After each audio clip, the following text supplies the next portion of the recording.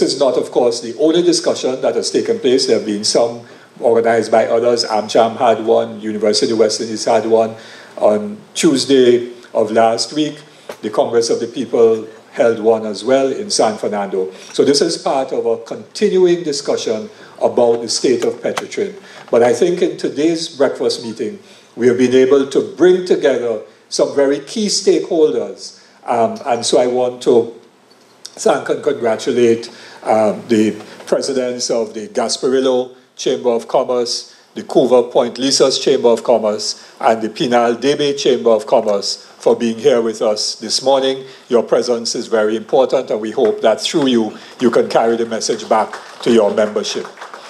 We also want to thank the president of the Petroleum Dealers Association, who is here with us this morning. I'm not sure if anybody from Unipet is here, but we invited Unipet. We are hoping they would also have been here, because they have, both the PDA and Unipet have been making statements of concern about what is taking place in Trinidad and Tobago. And we have representatives from a number of the credit unions that are going to be very directly affected by this decision about Petrotrin. We have Antilles Credit Union, we have what used to be called the Trinidad Pinal Credit Union, which is, I suppose, just the Pinal Credit Union for the workers down there. I know that we have some board members of TECU. I'm not sure if they're formally representing TECU, but we do have some officials of TECU, and we also have a board member, I think, of the Palo Seco Cooperative Credit Union, and I also want to recognize Mr. Joseph Remy, president of the Trinidad and Tobago Cooperative Credit Union League, who is also here with us this morning. If I missed out any of the credit unions,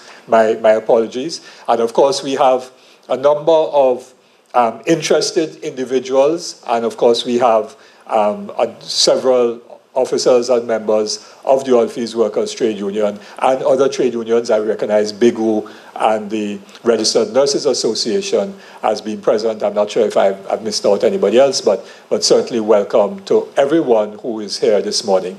The procedure, and of course, I also have to recognize the fact that we have live audience, because we are streaming live on Facebook.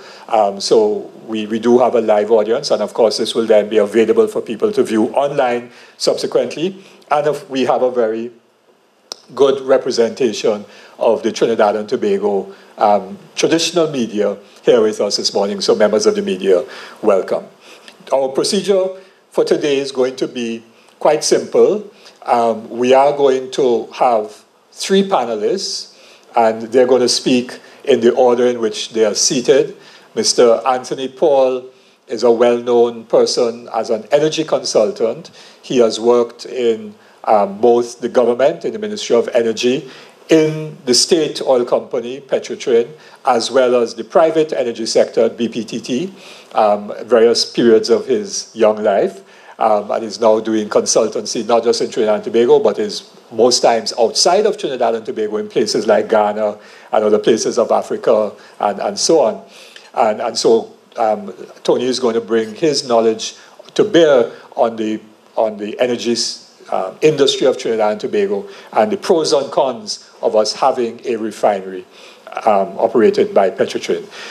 Next to Anthony is Mrs. Caroline Sipasad Bechan, who, as we all know, is the political leader of the Congress of the People, but is also known as a former Minister of Energy. She served as well as chairman of a state oil company, National Petroleum, in many years ago, and is knowledgeable about the energy industry. And I know that there's some people who have been putting out all kinds of statements from political platforms, both formal as well as social media platforms, and talking about some kind of political accommodation between the MSJ and the COP. I was very happy to speak at Caroline's forum on Tuesday last at Naparima College, and we're very glad to have her here, because it is important, as Radhika Golban said in her opening comments, it's very important that persons who know about the industry and are committed patriots of this country speak out and take action and so on, because as the saying goes, or put it the other way around, evil flourishes when good men and women do nothing. And so we're very glad to have Caroline here this morning with us. And the third panelist is Mrs. Denise Deming, who is very well known as a public relations consultant and trainer.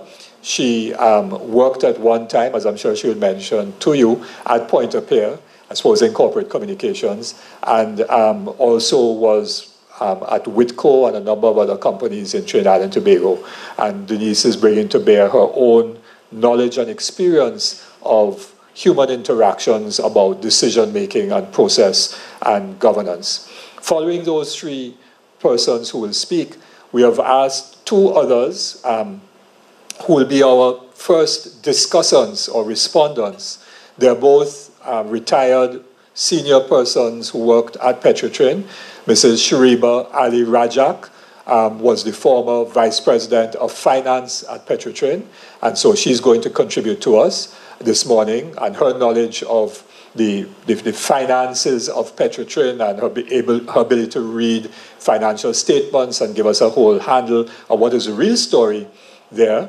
And we also have with us Mr. Winston Mutu, who was another very senior manager involved particularly in the refining and marketing area, and is very knowledgeable about the issue of both crude pricing and product pricing, and how the refinery operates in the context not just of the Trinidad and Tobago market, but the regional and international market as well. So we're going to have the benefit of their comments.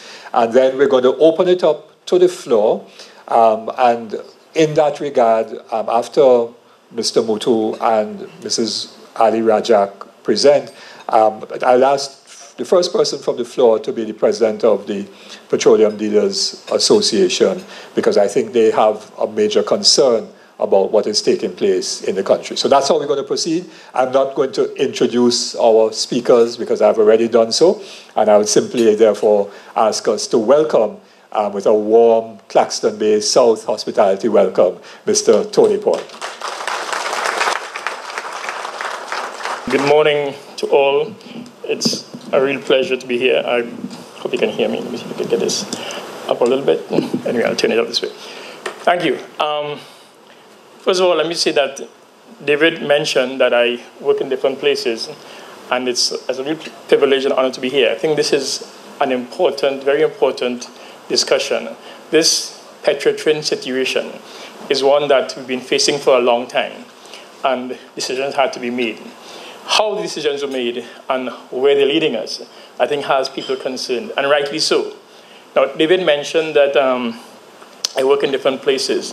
And before I go further, let me apologize to Carolyn, because she did invite me to a forum that her party held last week. And I was actually working on two projects, one in Kenya and one in Tanzania simultaneously. It's a 7-hour time difference. So Carolyn, apologies, I had to pull out of that. So, and Carolyn and David know I am not political. I bash every single party. You know, I'm an equal opportunity basher. Yeah. So the problem with the Petrotrin decision, and the reason it's so emotive, is that it crosses many different issues. Now, clearly, the human issues, the psychological issues that go with that, the community issues, the economic issues at the local level and nationally are critically important. Clearly, the issues of Trinidad's fuel security is important. Not only Trinidad's fuel security, but the CARICOM and Caribbean fuel security. And Trinidad's standing and respect of neighbors in CARICOM, that uncertainty brings, and the potential loss of markets in the future. Those are important. But there are many, many other issues. Harris Khan wrote an excellent article on the impact of Petrotrin on capacity building, on training. And in fact, many of you know that Point Lisas was significant in that those plants have been running at world-class levels of efficiency and safety. Those plants, up until the plant at Labridge is being built now, all those gas plants were built within budget and under schedule time because of the skills of Trinidad and Tobago craftsmen, technicians, trained, a lot of them in Point-A-Pear, but with a system that was developed in Pointe-a-Pierre and Point Fortin and other parts of the oil industry, and then moved in the 70s to John Donaldson, Sandotech. So the systems of training have a lot to give to Petrotrin. Petrotrin has added value to this country enormously. Yeah? So not only that, that allowed us as a nation to continue several things and to grow in some places. One, we continued industrialization and growing industrialization. We continued to add value to our raw material, to oil. As a nation becoming independent, the decision was taken very strategically that we will not be exporters of raw materials. Our natural gas, if you remember that signature statement by Clifton in 1976, we will not export raw natural gas. Instead, we will go down the hard path of doing ammonia, methanol, and so on. And we took that decision. Why? Because we create more value the more we do in country, and the more we get locals to do. Now, a lot of the work I do is around the world is exactly that, helping countries capture more value out of the resources they have. Now, we all can tell right strategies and plans. We have to implement it. And Trinidad and Tobago, whether we like it or not, has done some really good things at getting value from these resources. And Petrotrin had a big part to play in that. Let me tell you what I mean. The fact that we could take natural gas that was being flared by the multinationals, convert it to value, power, electricity, methanol, ammonia, and then build an industrial estate around that. And then build skills training around that. And those skills that were built for the oil and gas sector can then be used in food processing, in manufacturing. So it supported other sectors. So we were able to put those things in place. But initially, when this oil industry was built, underpinning it was a very clear governance system. And we tend to forget that because it was in the background. Things were run in an orderly manner. The people who were selected to run it in those days in the ministry were selected because of the skills they brought. And they were given the rewards, the incentives, the tools to do it well. And we ran the industry well. And Petrotrin took oil from oil fields that were too old for the multinationals, who were leaving because it wasn't meeting their rate of return hurdles, and continued for years to produce those oil fields. Similarly with the refinery. Now, we forget that over time, Petrotrin paid taxes, and we don't look at the numbers, because if we look at the numbers in the boom time, 2004, 2014, in that period, there's a blip in 2008, Petrotrin's profitability was interesting. If you look at Petrotrin's tax payments as an effective tax rate, meaning the amount of tax they paid on their gross revenue, and you compare it to BP and Shell, you notice something very interesting. Petrotrin gave more to the country from what they earned. Why was that? Because one, Petrotrin is an indigenous company, so there's now shell companies offshore to which to pass profits or bring costs in. And two, all their books are kept here. They can be audited easily. Yeah? So there's some things that having a national company does for you. Now, the NGC, if you recall, was formed because Amoco was flaring gas that did not meet their international rate of return. But to us as a country, we couldn't waste natural gas. So we built the NGC to capture that gas on the Teak Salmon and P platforms, built a pipeline, bring it ashore, and then point leases came from that. NGC became a very profitable company. Why? Because we use local inputs, capital, people, to take assets that were lower value to the multinationals and keep getting value. Now, that doesn't mean we can continue doing that. Everything has a life. Ultimately, point leases and the plants at Phoenix Park, for instance, will have to shut down. Similarly, at Atlantic, right? What causes that decision? And how is that decision made? And how do you balance or trade off against the financial impact, the profitability, and the social impacts? And I think that's what, listening to David and others early on, that's where the contention comes up. The first point of departure as to why we must shut this down is the financial situation. And if you were to believe the numbers, it is dire. One thing the union and the company agrees on is that Petrotrin's situation was brought about by poor decisions and poor behaviors at management and operations. So there's an issue there around that. But Petrotrin manages, like everybody else, under a regulator. And that regulator has a role. And if you know the industry, anybody operating in the oil and gas industry must have a license. And that license has two conditions regardless of where you operate: exploration and production, refining, pipeline, gas stations. And there's an issue around the licensing regime, but that's a different story. So the Petrotrin refining license says, or it should say according to the law, that any licensee must demonstrate the financial and technical capability to conduct the operations in that business. The ministry is the regulator who is charged to ascertain that, to judge whether the company can do that. Any activity, any plant has to be approved through permits, licenses.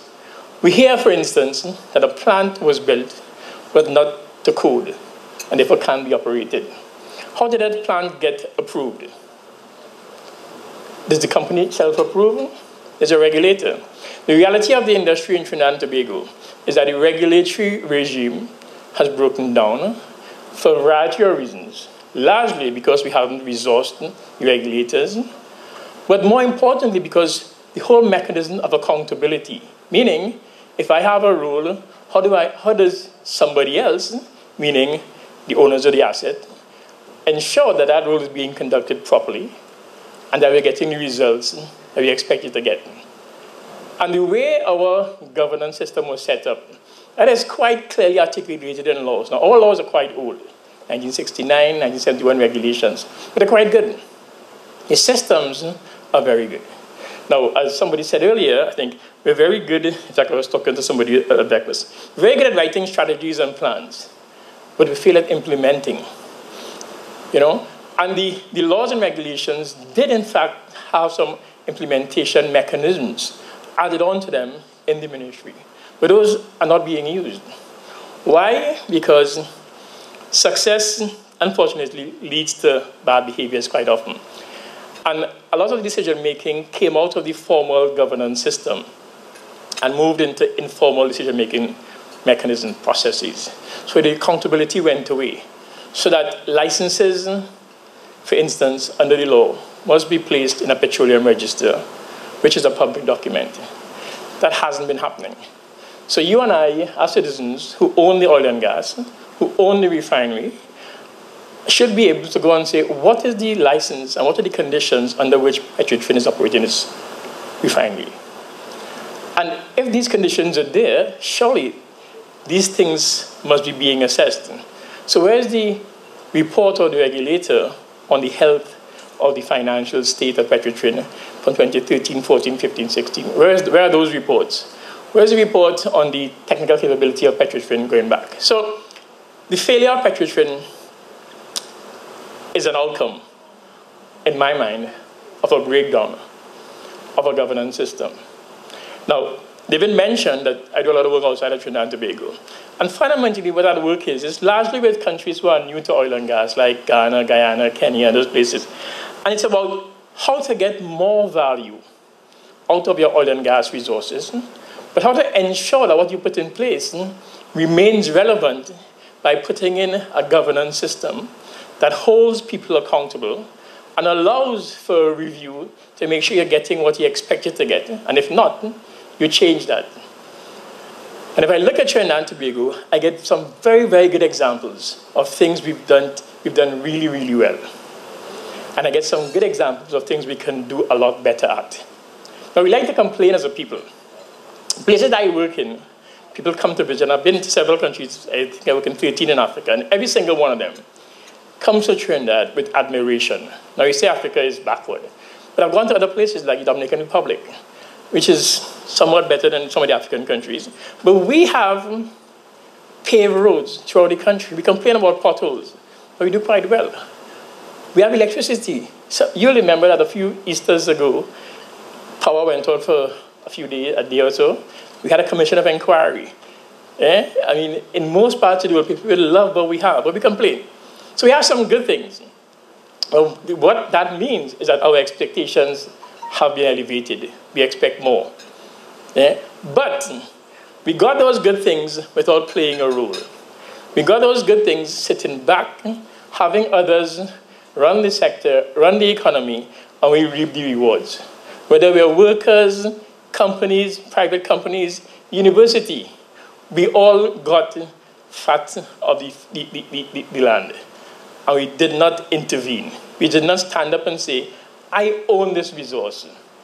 I have selected a manager for it. I've put them in a place called Parliament. And from them, they've selected an executive called the government. And why is my board, my Parliament, holding my executive responsible? And by the way, can they do that? And then you look at the law, and you look at the Constitution. And this is a country that we knew from day one was driven by natural resources, mostly extractive. And our Constitution does not have a word as to how we manage those resources. Nothing. And all he talks about constitutional reform never says that the managers of the resource should report to the Parliament, and that Parliament should have this role, and that the people should hold Parliament to account for managing the resources. Nothing. So what happens is that management of the resource is done as management of a private asset. It's done managed on the people's behalf. So that we are here today is not Petrotrin's fault, not the management's fault, not the ministry's fault, not the government's fault, not Parliament's fault. It's our fault. We own the resource. Why have we not demanded that it be managed properly? We own Petrotrin. 20 years ago, we knew Petrotrin was failing. 20 years ago, we knew that. Back then, we were talking about the next Caroni. Is it surprising now that 20 years on, we're here?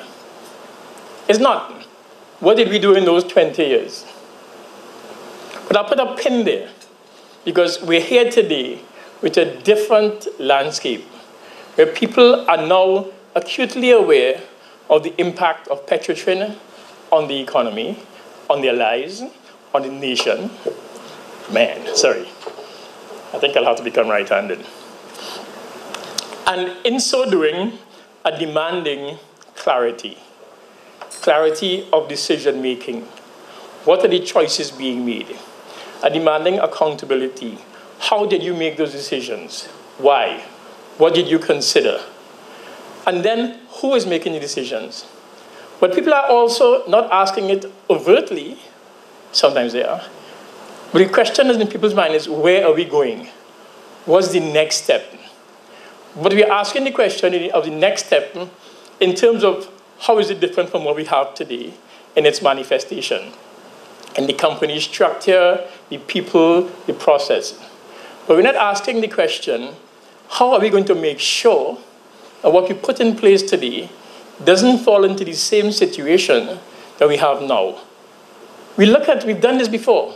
We've restructured BWE, we restructured TTT, yeah? And what happened? We got back to where we were, right? So, if you agree with me that Petrotrin is the outcome of some other issues, and I posit it's a governance issue, it's how decisions are made, how people are held accountable, and the situation today is as a result of that. The question I ask is, how do we ensure that whatever we put in place has two things that will prevent that? One, what we put in place is done in a way that includes engagement of you, the people who own the assets, who have a right to contribute to those decisions. Secondly, that when you put that in place, we put in place systems of governance that ensure accountability. Accountability in decision-makings, how decisions are made, what decisions are made, and what the outcomes are, so we can track whether we're getting the right outcomes. But not only that, for us to make sure we're going to get that, we must also ask, at this point, as we're transitioning, how do we make sure we do it in that same way? With transparency, with accountability, with a view of where we want to go next. Because we're talking about restructuring Petrotrin. And we have to ask ourselves, what does that mean? And I would suggest that it must mean that we, as people, have resources We have skilled people. We have training institutions to get more skilled people. We have resources below the ground. We have assets above the ground. We have medical facilities. We have real estate that this entity owns. How do we make sure that we get the most of that? But that answer has to be found in a question of where do we as a people in a country want to go? And how do these assets and resources play a role there? Now, if you think of what I've said about Petrotrin and the role it played, Petrotrin was an asset that was taken all out of the ground and converting it into value downstream. Many of you will hear that Petrotrin's oil land production is largely driven by lease operators and farm outs. But do you know the genesis of that? In the 1980s, when the oil price collapsed, Petrotrin had assets with no money to operate it. Local service companies had assets, equipment, rigs, workover equipment, trucks. They had people, but they had no work to do. So a swap was made. Use your assets, produce oil, get paid out of it. What did Petrotrin do in that situation? They kept an important part of the economy working. So Petrotrin was getting people employed, getting people trained to be employed, getting oil out of the ground and adding value to it. That's the value chain that a country like Trinidad has to tap into, using the oil and gas to bring services on board, produce products. But also, significantly, Petrotrin people in Pointe-a-Pierre were the ones who were hired as operations superintendents in all those plants in Point Lisas. They supported other sectors. So this industry supports the rest of the economy in ways we don't think about often.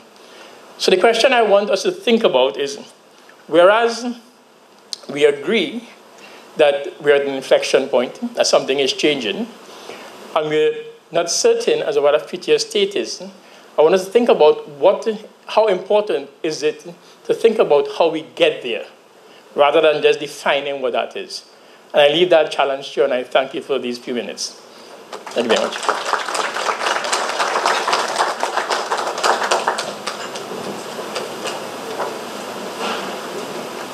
To all of you, and a special thank you. It's a pleasure being here this morning, and a special thank you to the MSJ for having me at this forum. And ready? Yeah, go ahead.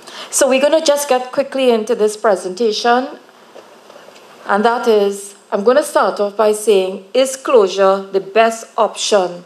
And to remind you that in 1993, during that time, there was an upgrade taking place funded by the IDB for Petrotrin. And one of the issues that came up under Mr. Manning and then Chairman Trevor Bupsing was whether or not the refinery should be closed.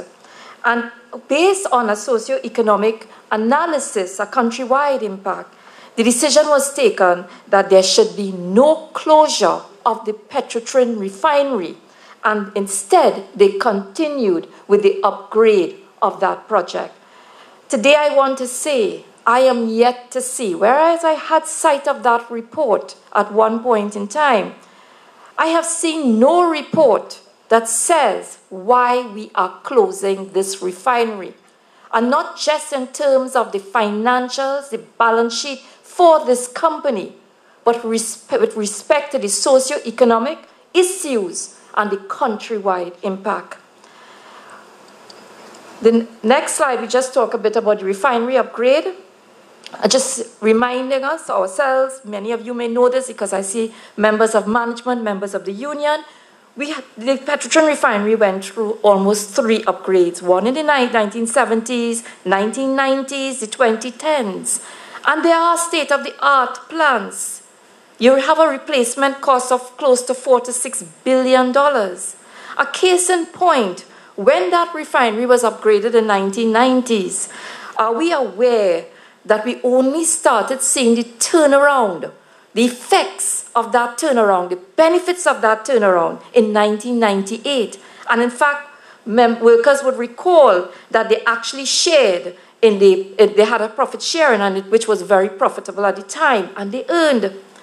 So, I have a problem when we go now to the next slide, when, We keep hearing about this 100-year-old refinery.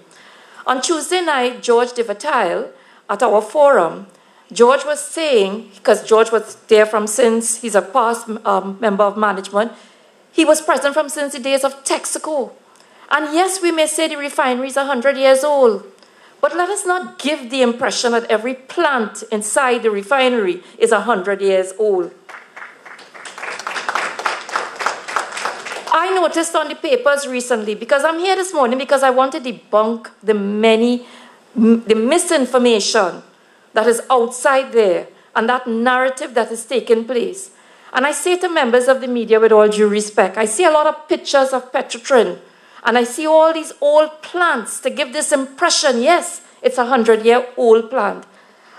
I also noticed, just before you go to that slide, I also noticed an article in the papers naming a set of obsolete plants, you know, the VDUs, etc., vis breakers. None of those plants exist today in the refinery of Petrotrin. They have all been replaced, modernized, including off-site utilities. And we can go to that relatively modern refinery. And you note, you had a turnaround of your cat cracker. You revamped the 2HTU. You have a new C3C4 sulfuric acid alkylation. You also have a new isomerization unit. New platform, it replaces the old CCR. The old CRU, thank you. And yes, the ultra-low sulfur diesel plant, that when it comes on board is expected to give another $5 to $6 on the margin. You have a total upgrade of the bulk power. And this was done in expectation of the future growth of the refinery. We're also talking about that Petrotrin is also at the forefront of technology. In the early 1990s, I had an opportunity to work on that refinery upgrade on the distributed control system. And you would note that there's now a fiber optic network, a centralized control room. You have a distributed control system. So it's not to say that we are dealing with an obsolete plant. We are dealing with state-of-the-art technology. So I want to know, where is this decision coming from? That we have to get rid of this old car that we have. What are we going to do with these assets? And I just want to take you through some of the pictures, just so you know, to remind people. And I hope the media will take up some of these pictures. You have the upgraded FCCU. Then you have the acid alky. That's the acid alky there. Again. And then another one of the acid alky. The ultra-low sulfur diesel. Okay? So these are some of the new plants, and there are more. So I wish that sometimes we would take up some of these pictures and stop giving this false narrative that is out there.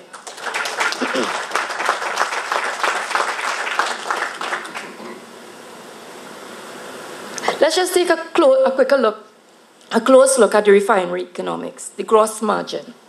Because we hear a lot about the gross margin. And when I listen, I hear we are losing all this money. The refinery is losing money. I remember when we started this debate, I mentioned that 2017 financial accounts, audited fiscal 2017, indicated that Petrotrin had a gross margin, profit margin. And then I was told, no, it was the upstream that was masking all the losses from the refinery, hence the decision to close the refinery. So what is this gross margin? It's when we talk about the sale of all the products sold, refined products, less the cost of sales, which is the cost of your crude oil input. Are you aware that the gross profit margin this year, in accordance with the July accounts, is $8 to $10 per barrel of refined products? That's the gross margin. And yes, there are some factors that impact on that bottom line of the gross margin. How we actually purchase crude oil. In fact, our indigenous crude, and I will leave this for Winston, because Winston did a very good presentation on Tuesday when we talk about our transfer pricing. So it may be the other way around. Because of the way we are setting that transfer price, the cost of sales is coming out very high, which is depressing your gross profit margin. And because of that, and that's because we have a problem in accordance with the law, and Tony will tell you that as well. When I was there in 2010, I established the pricing committee, re-established that pricing committee to ensure that we have a proper system in place for setting the transfer pricing and all pricing for all companies. And again, we need to ensure that this happens, because I think what is going on here is that we are escalating the cost of sales figure, inflating that transfer price, and therefore giving the impression that the E&P is profitable. I am not sure, if we look at that transfer price, that it is arm's length, whether it is realizable internationally, and I hope during the discussion period we pick up that issue, because yes, there may be some issues right now in terms of WTI, Brent, the differentials, but we expect, come 2020, prices of our indigenous crude, they will decline even further. So what are we planning on? What data was used in this analysis? And I call again for the release of this McKinsey report that had this suggestion or recommendation, because I would love to see the data that was used, that came up with this analysis that says that your margins are in the negative. Next slide. Again, too, we'll have a better discussion on the transfer pricing. And I know Winston will talk a little bit about it, because we did note in the Lashley report that you had a situation where our crude was actually higher than WTI. And normally that tends to be lower. It tends to be discounted, our indigenous crude, because of the quality of our crude.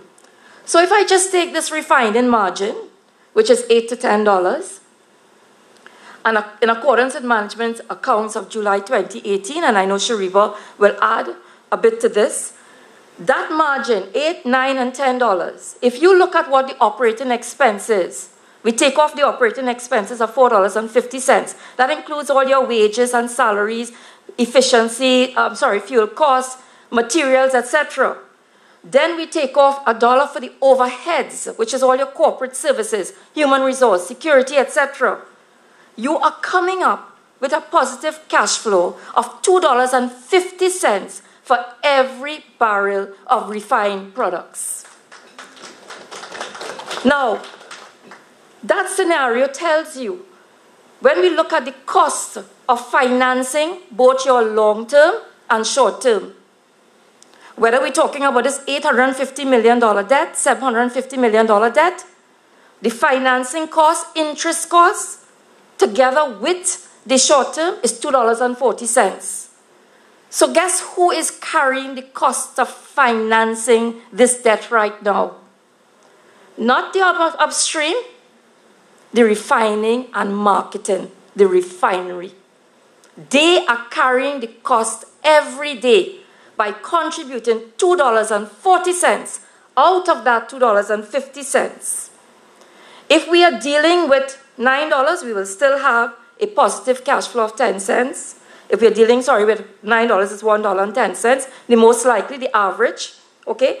What causes you to go into negative is the depreciation and amortization cost.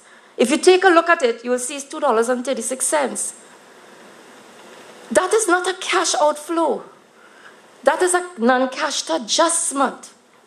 And therefore, if I go to the next slide, and I'm quoting, this is the corporate circular from Petrotrin, dated, I just summarized it there, 5th of March 2018.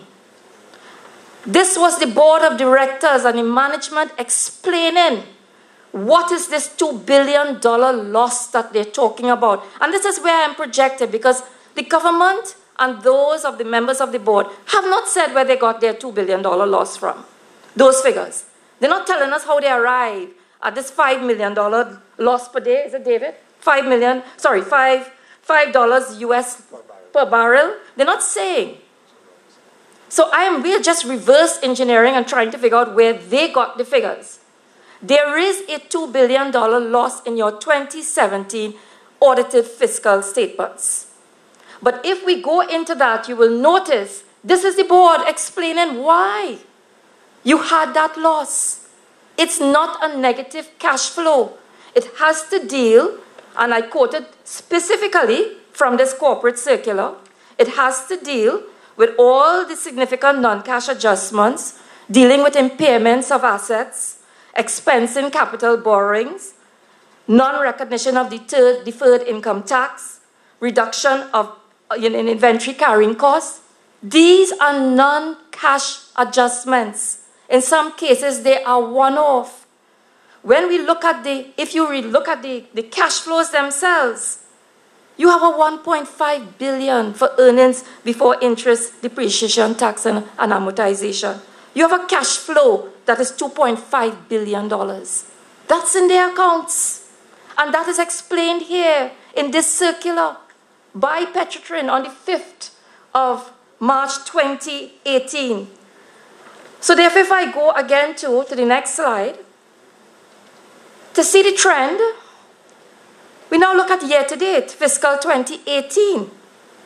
And as at August of this year, remember the end of the fiscal year is September. So as at August, we're talking about $624 million loss. But let's look at what the individual figures are saying. You have an operating surplus of almost 269, let's say 270 million.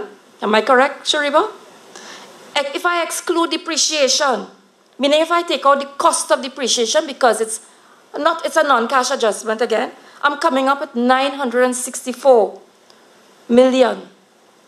If I look at the interest costs for 2018 fiscal year, 690 million in long term and 20 million short term. Definitely, your cash flow can carry the cost of the debt, what I'm saying, and the interest cost. You still have some surplus that will allow you to make that capital payment of 31 million for this year. Am I correct, Shariba? Right, barely, yes, probably breaking even on that. But I wanted to make this point because every time I hear, and tomorrow is budget, I want to know the Minister of Finance, by shutting down this refinery, was it the intention to pass this burden onto the taxpayers? I'm looking carefully for the budget statement tomorrow to determine if they are carrying this total debt by the government, the taxpayers, including the financing cost. And there's another issue. We keep hearing about this 850 million bullet payment. It didn't come out of the sky. We knew about it from ever since. In 2010, members of management will recall, we met, we discussed how we were going to deal with that 850 million bullet payment. As far back as putting together a sinking fund where revenues from all the new plants, 50% of it will go towards that sinking fund to cover this 850 million bullet payment next year. The 750 million which comes due in 2023, let us remember, that's not 750 outstanding. That's an amortizing loan. And therefore, you have been making contributions to the capital. And if I'm not mistaken, it's about what, 250 million is what is outstanding on that loan. So I just thought that, I could make, clear this air about where this loss is coming from.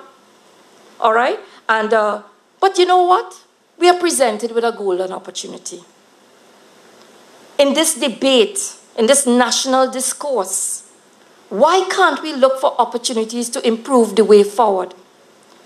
If you are saying, Tony just spoke about the talented people we have in this sector, I hate to think that we went down this road because we could not talk to the union, because we couldn't get a meeting of minds, that we did all this damage because we could not get a meeting of minds, and we as a people could not come together and be innovative and understand the improvements required and how to make it better? Do you agree with me that we couldn't do that? I ask this rhetorical question because I find our people go all over the world. Take Tony. Tony is all over the world, giving inputs to other governments, making recommendations. How many more Tonys we have out there as well? It says a lot for the talent in our sector. So forgive me if I'm passionate, because I'm always very passionate about these issues. Some of the improvements that we can look at, we can have a chat about it. These are all the improvements that were identified by Shell. Then there were improvements identified by Solomon. Next slide, right? And just this one slide I wanted to say, in terms of the crude oil, the next slide, those other improvements. If we compare quality, making the point again, but I want to make this point that the best market for your crude oil is this refinery in Trinidad and Tobago. Right? Given the pricing issues, the availability of naphthenic type refineries to process this crude, the possibility that that crude price will come down in years to come. And I'm going to quote this issue because one must remember that when Petrotrin was formed, it was because they moved to an integrated model.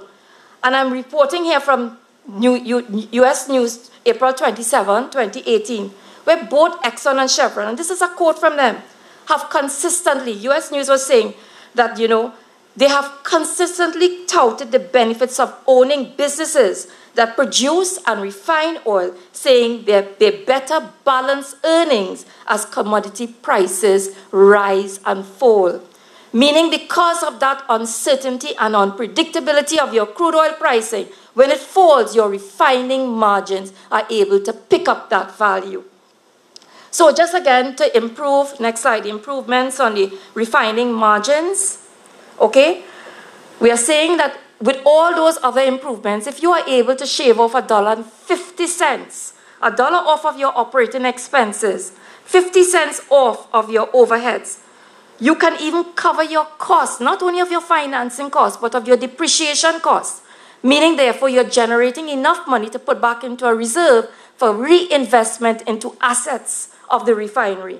And therefore, I'm also saying there is need to look at how we look at our crude oil pricing, the purchasing methodology.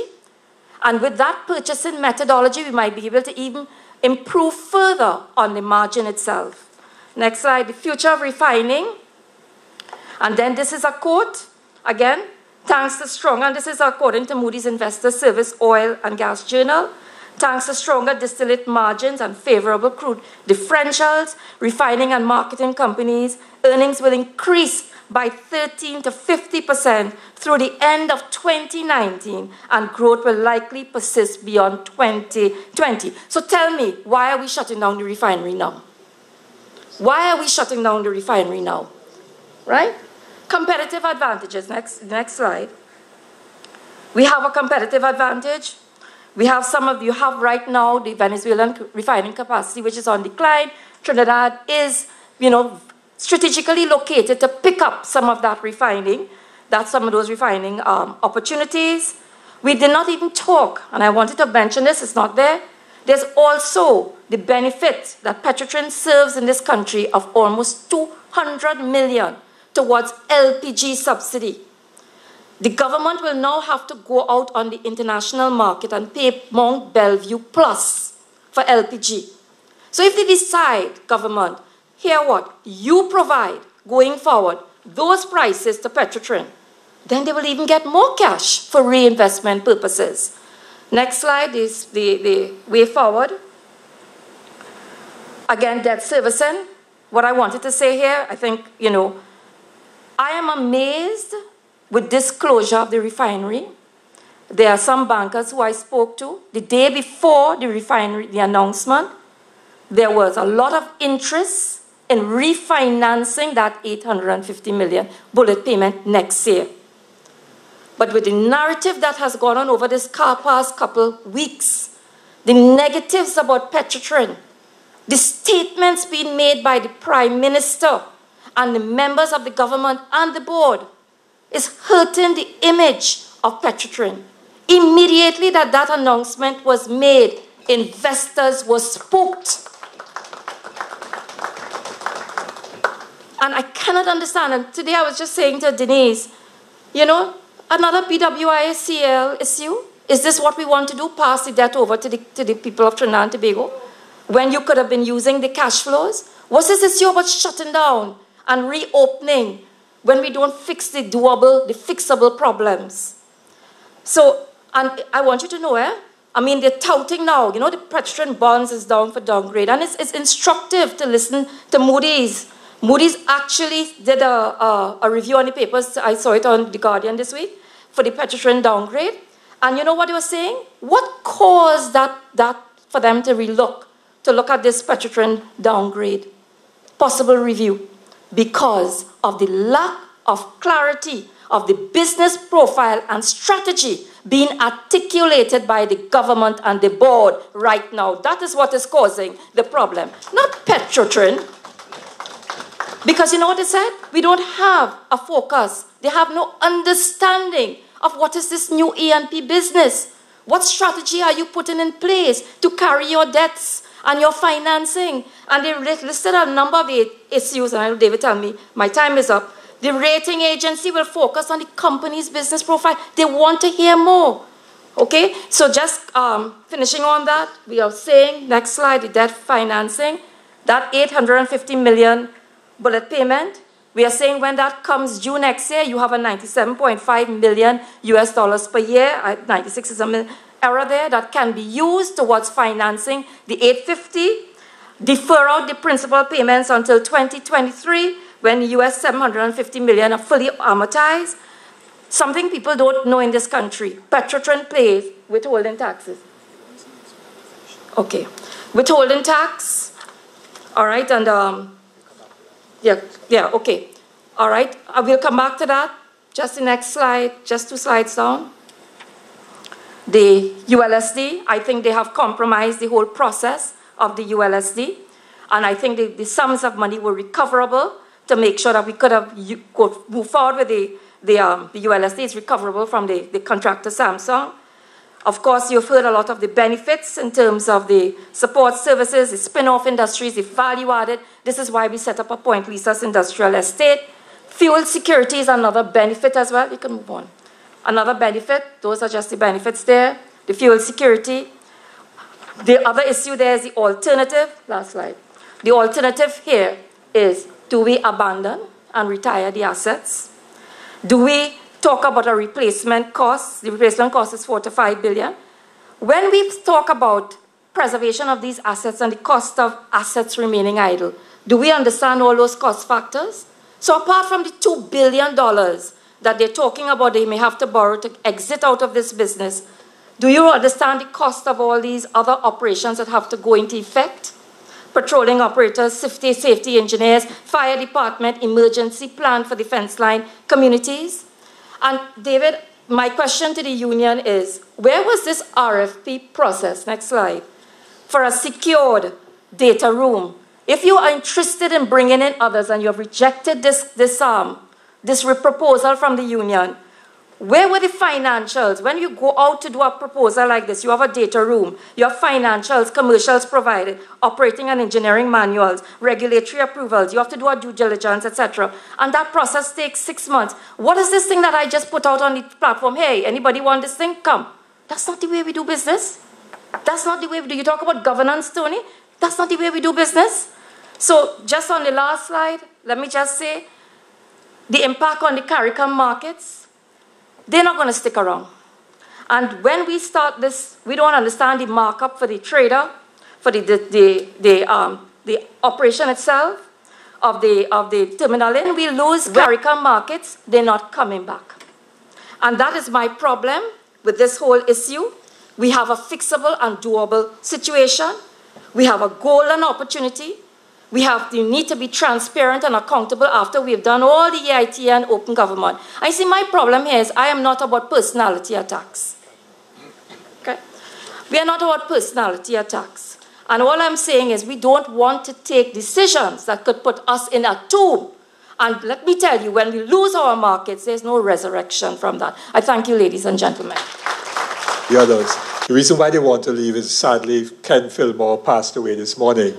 And so the media wants to catch that story. I was saying to the media quite honestly that while that is an important story, and Ken was somebody I knew personally as well, last time I heard him perform was down in Labre, is that really this Petrotrin issue is going to cause a lot more people, sadly, to pass away.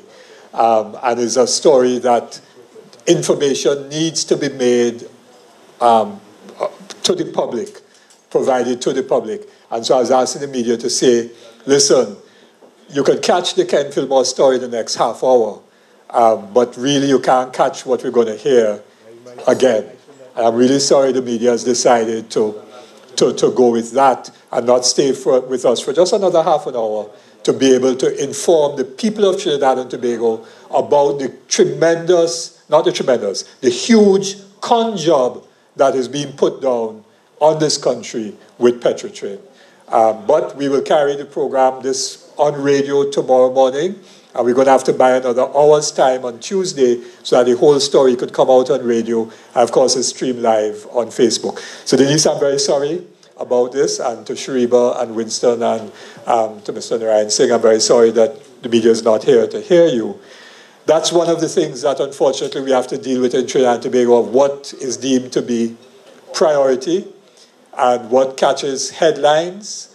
And it comes back to what Tony Paul was saying about how we act as citizens. But often how we act as citizens is because of how we learn about issues.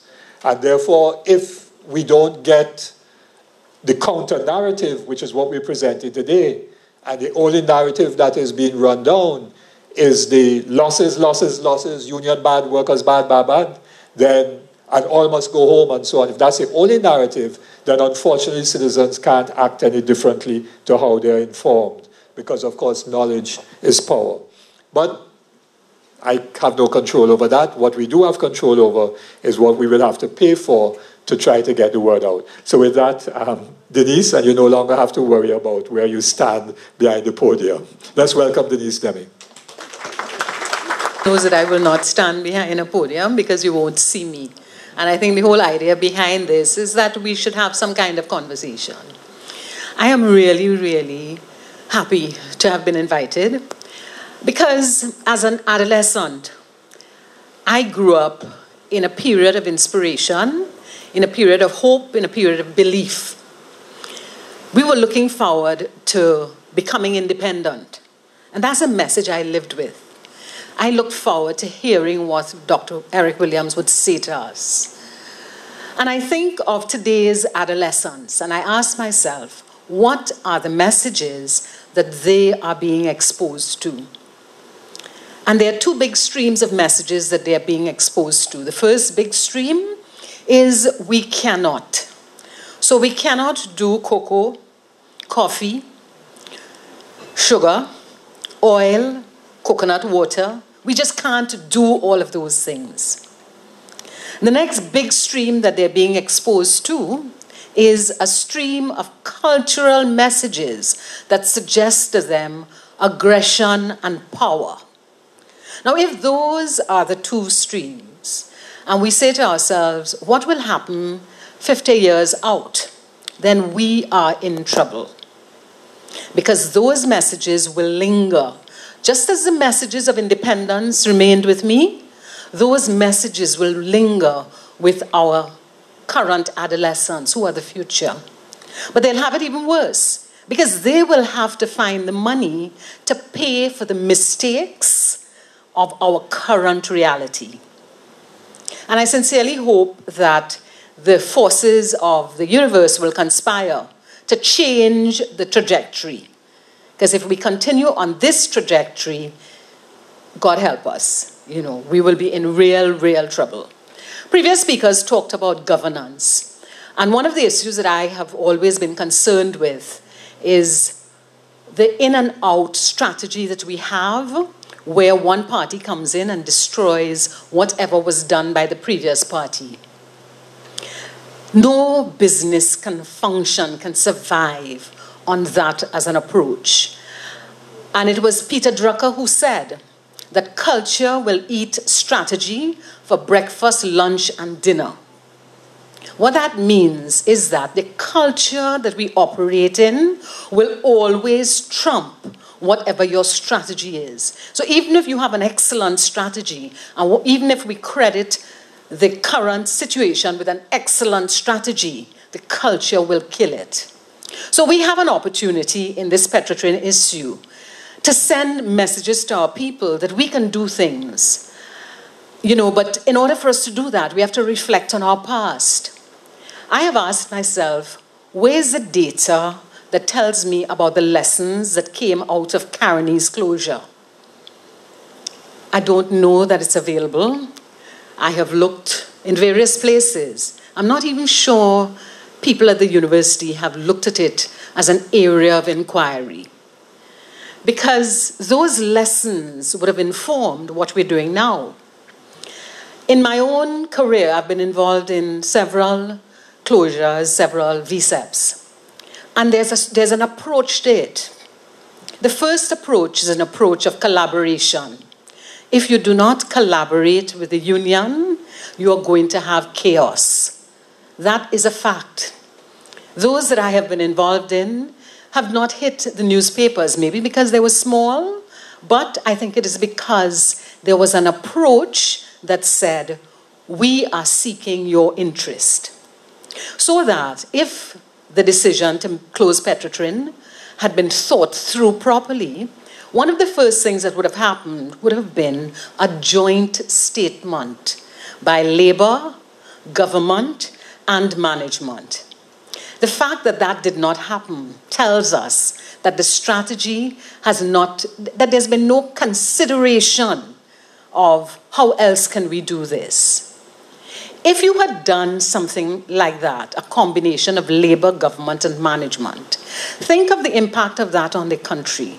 Think of people saying, but wait, it's no longer an adversarial relationship, but there's a collaborative relationship here. And if you have that level of collaboration, then individuals may then say to themselves, but wait, maybe I need to change my approach. And if the union, the government, and the management are saying to you, productivity is an issue, we have to increase our productivity, you would be inspired to change the way you do things. When I joined Texaco in 1979, I think it was, I lived in Port of Spain, and despite living in Port of Spain, I had to get to work for 7:15 a.m. And I got there. You know why? The culture said that's what you do. When you came late, you felt ashamed. In today's world, I don't know where that kind of value exists. But I remember when I left the oil industry, and I left, at that time it was Trintalk, people were having fun with having a 3-hour lunch. And the reason they were able to have a 3-hour lunch is that Tesoro, Trintalk, and Texaco came together. And I blame the union, had not said, we need to rationalize the lunch hours. I'm giving you my experience. Now, maybe that was changed subsequently, but a lot of people took advantage of that. And as a result, productivity was not existing. So the first thing that I've talked about is, had we made a proper decision, we would have impacted productivity. Had we made a proper decision, we would have provided somewhere online or even a piece of paper that said to employees, this is a worked example of if you've been here 5 years, 10 years, 15 years, this is what is likely to happen, because there's a worked example. At the moment, at least 3,500 people go to bed every night and they ask themselves, how am I going to pay my mortgage? How am I going to send my child to school? Can I afford the car that I just borrowed money to buy? If you had a worked example, then I would be able to say, well, okay, I'm going to get X. I'm likely to get X. Therefore, this is what I can do. Had this thing been considered in a different way, you would have had, by now, a small business development company established somewhere in the region of the refinery, where people could go and get advice in terms of how do I operate a business? What kind of business should I be involved in? And if that was thought through properly, you would have had a different approach to the ease of doing business. Anybody in this room who has attempted to open or close a business understand that ease of doing business in this country is non-existent. You go to any of those places, the ministry where you have to get a form filled out, it is, as the young people say, it is tears. So had the thing been thought out, you would have had some kind of business bureau support. Had it been thought out, you would have some kind of retraining facility, because that's what you do. If you're going to send home people, there are people who are going to grieve. It is a psychological issue. It is a cultural issue. What is a retraining opportunity? I don't know. I have not heard anything about how are we going to retrain those people, because they're not going to disappear. Had this thing been thought out, you would have had the psychological training, the psychological services. You see, because 3,500 people going home without contemplating their future in a long-term manner has implications for the society. It has implications. There are health effects. There are effects of those diseases of lifestyle. And what are we going to do when those lifestyle diseases, when there's a spike in them? Have we analyzed if there is a spike in lifestyle diseases as a result of Caroni? I'm not sure. So I can go on and on and on telling you about all the things that should have been done and all the things that will impact us negatively. But I see this as an opportunity. I see it as an opportunity for collaboration between the union, the government, and the company. If that collaboration works, then the message we will be sending to the rest of our society is that we hold the key to our future. We can act, we can do things to make a difference. Without that collaboration, then the message will be the message that our adolescents are getting now, that there is nothing any of us can do. When I think of all the fence line communities, all the small communities that exist and depend on what is happening, anything that happens at Petrotrin, what I see is a ripple effect that will impact the entire society. Can you think of what will happen when 20,000 people, and that's the data that I saw, are treated by the Augustus Long Hospital? What will be their option? How are they going to survive? Is it that the government is taking Augustus Long into its network of hospitals? People need to know things like that. Ladies and gentlemen, I thank you for this opportunity, and if I had to give a message out of this opportunity, it is a message that Dr. Eric Williams sold us on a dream. Current administrations are destroying that dream. We, the people, have a responsibility to ensure that we do not pay an unnecessary price for bad decision making. Our society requires accountability, collaboration, and transparency. If you have those three elements in place, then the governance structure will work and work in the interest of our society. Thank you. Thank you very much. I just remembered, I suppose because I've been around for a long time, that when there was the first, well, not the first, but in the early 80s, there was a major shakeout in the oil industry when Texaco was still here, when Texaco in 1982 decided they wanted to reduce the manpower, the workforce, and decided that they were going to retrench, to sever all the workers in the company who had less than 10 years service, all the ones with 1 to 10. I remember Common Canada Tang would remember that. They were at Point of Peer at that time as young branch officers. And the workers themselves, because the retirement age was 65 at the time, and the workers themselves came to the union and said, it's better that we, the older ones, go to give the younger ones the opportunity of a longer working life. And so there was an agreement to reduce the retirement age from 65 to 60. And the union and the government, it was tripartite. Errol Mahabir was Minister of Labour. And Errol Mahabir as Minister of Labour, George Weeks was President General of the union. I was a young executive officer at the time. And Texaco, led by Mr. Lloyd Austin, Sorry? Lloyd Austin was the CEO, was the general manager. And we sat down and worked out that process of reducing the retirement age from 65 to 60. And it then required the government to pilot legislation to provide for tax-free severance pay up to, I think it was $80,000 and so on, because at that time, severance pay would have been taxed above maybe $20,000 or $25,000. So the government had something to do. The union and the company agreed on what the packages were for those persons who were aged between 57 and 64 in terms of their loss of earnings to 65, because they would have anticipated their earnings going to 65, and what would have happened to their pension and the loss of earnings.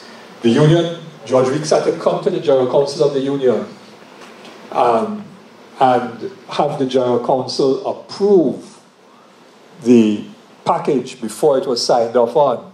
And it was a very heated General Council because a number of us did not like the agreement.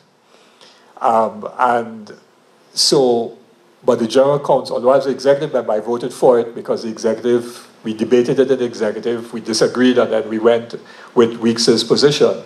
And the General Council was deeply divided on that question, but by a slim majority, Weeks was able to carry the vote to support the early retirement package. I'm sharing this experience in light of what Denise is saying about collaboration. It wasn't easy, and Weeks had to use all of his moral authority as leader of the union to have that vote carried. When we went down to sign the agreement, the Ministry of Labour, which was then on Cipero Street, upstairs, building somewhere near where Maritime is now. There was a two-story building there. There was then one television station, TTT, and TTT was very present because Aaron Marbeer understood the dynamics of the media and so on. And he started off by thanking everybody, Mr. Austin, General Manager of Texaco, Mr. Weeks, and so on, President John. He started coming down the line of union officers. And I said to Dunath Maraj, who was General Secretary at the time, Dunath is still alive, he's sitting down next to me. I said, Marbeer better not call my name here today, you know, because I'll get on real bad. And so said, so done. He congratulated Weeks, and Aaron MacLeod was out of the country because George Weeks sent him out of the country because MacLeod was also very unhappy about the particular arrangement.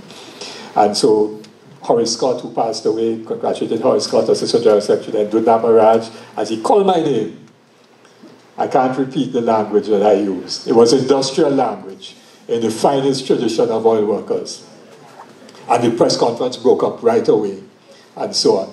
Because we knew that there were secret discussions between the government and Texaco. We had a cabinet note, you see, with a secret discussion between Texaco and the government with respect to the arrangements that Texaco wanted at that time to continue to remain in Trinidad and Tobago. Because Tony is right, Texaco had planned to leave from the late 70s. And so, but there was collaboration, as tense as it was. And so after that, Trinidad Tesoro then followed suit, and Trinta with reduction in retirement age. And of course, there was a very significant reduction in numbers of oil workers in the country. And therefore, it impacted on the union membership as well. But the union wasn't about simply protecting absolute numbers, as some people want to suggest, but the union really was trying to work out what was the best arrangement. Using Gulf Coast prices, whether it is netback or it is FOB prices, we're not sure. What is clear, however, is that the regulations are not being followed clearly. There seems to be some communication between the ministry and Petrotrin as to how the transfer prices are being determined. But particularly if you use this latest indication from Petrotrin, it is grossly inappropriate. Because what you're doing is that you are inflating the value, the intrinsic value of the crude, which is what you should be buying it at, right? By improving the value by running it through the refining process, right? And that impacts on your gross margins. The higher the value of that crude transfer price, the lower your gross margins. In a sense, the gross margins, when inflated like that, tends to subsidize the refinery. Right? On the other hand, if you look at the ex-refinery pricing system, which came into existence since 1987, where it is provided for recovery of your crude costs and a deemed processing and refinery margin, that too has been abandoned, and we are not sure exactly how the refinery prices, the ex-refinery prices are determined. It would seem that there is no balance in what is happening, and the prices seem to be significantly higher than Gulf Coast prices, and it impacts the subsidy tremendously.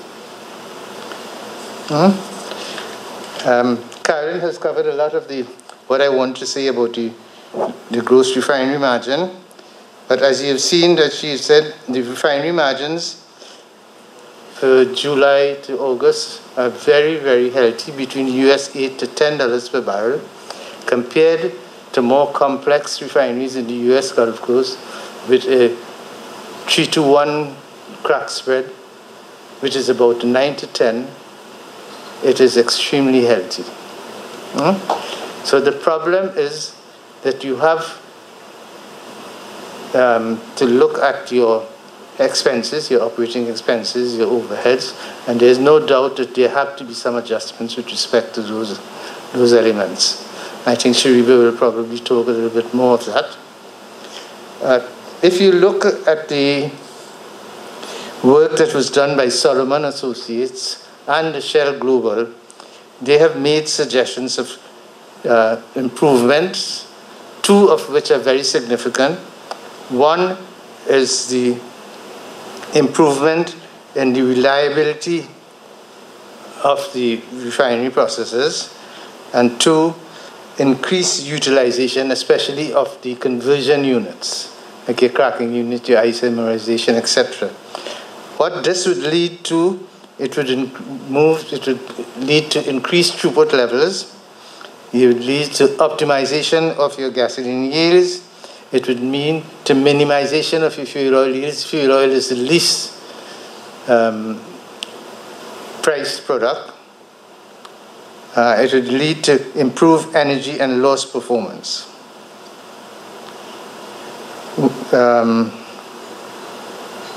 If you look at the rated capacity for the refinery of 168,000 barrels a day, and you allow for 10% downtime, then the throughput you come to is about 150,000 barrels a day.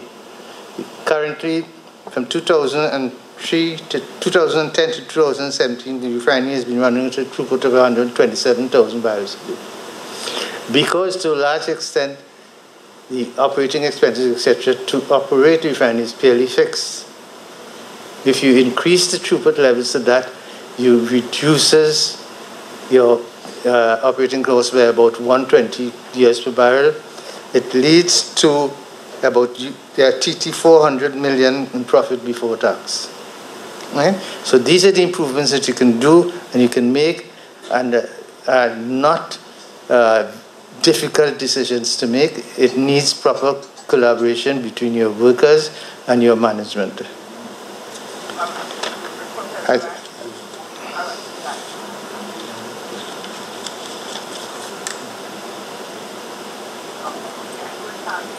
I think she will show you what the improvements in reliability and utilization of your conversion units, what the increased net margins will be, probably ranging somewhere between 160 to 360 per barrel. Right? As I indicated before, the value, and as Tony has been indicating, the value added by refining your local crude at the refinery is extremely significant.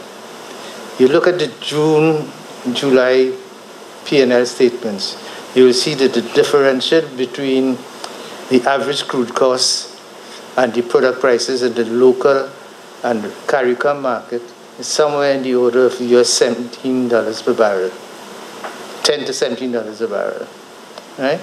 Your gross margins are $10 a barrel. If you go to sell that crude in the international market, you will not get the transfer price that you're getting at the moment. You move from a position of positive to a negative, probably 9 to 11 US dollars per barrel. You get a double one. Right? And that's a very, very significant thing that they seem to ignore. In addition, as Carolyn has indicated, if you go to close down the refinery, you're importing products, quite apart from the landed cost of those products from the US Gulf, you have to put a margin for the trader and cover all his expenses, financing expenses. You have to take the freight and handling charges. And then you have to put, for the terminal, they have to cover all their operating expenses, their finance costs, plus their margin. What is that price likely to be? Significantly higher than what you get. Right? So, you know, it is very clear that they have not looked in a mature and dispassionate way at the economics of what they're doing. And basically, that's what my message is. Thank you very much indeed. And for those who are not as familiar with the oil industry, and for those who are viewing us live on Facebook and who will listen to the radio program subsequently, we will try to break down some of that very technical information so that everyone could understand what transfer prices are, what gross margins are, net margins are, and so on and so on. So we break it down so that everybody could understand exactly what is happening. I want to invite now Mrs. Shriba Ali Rajak to the microphone.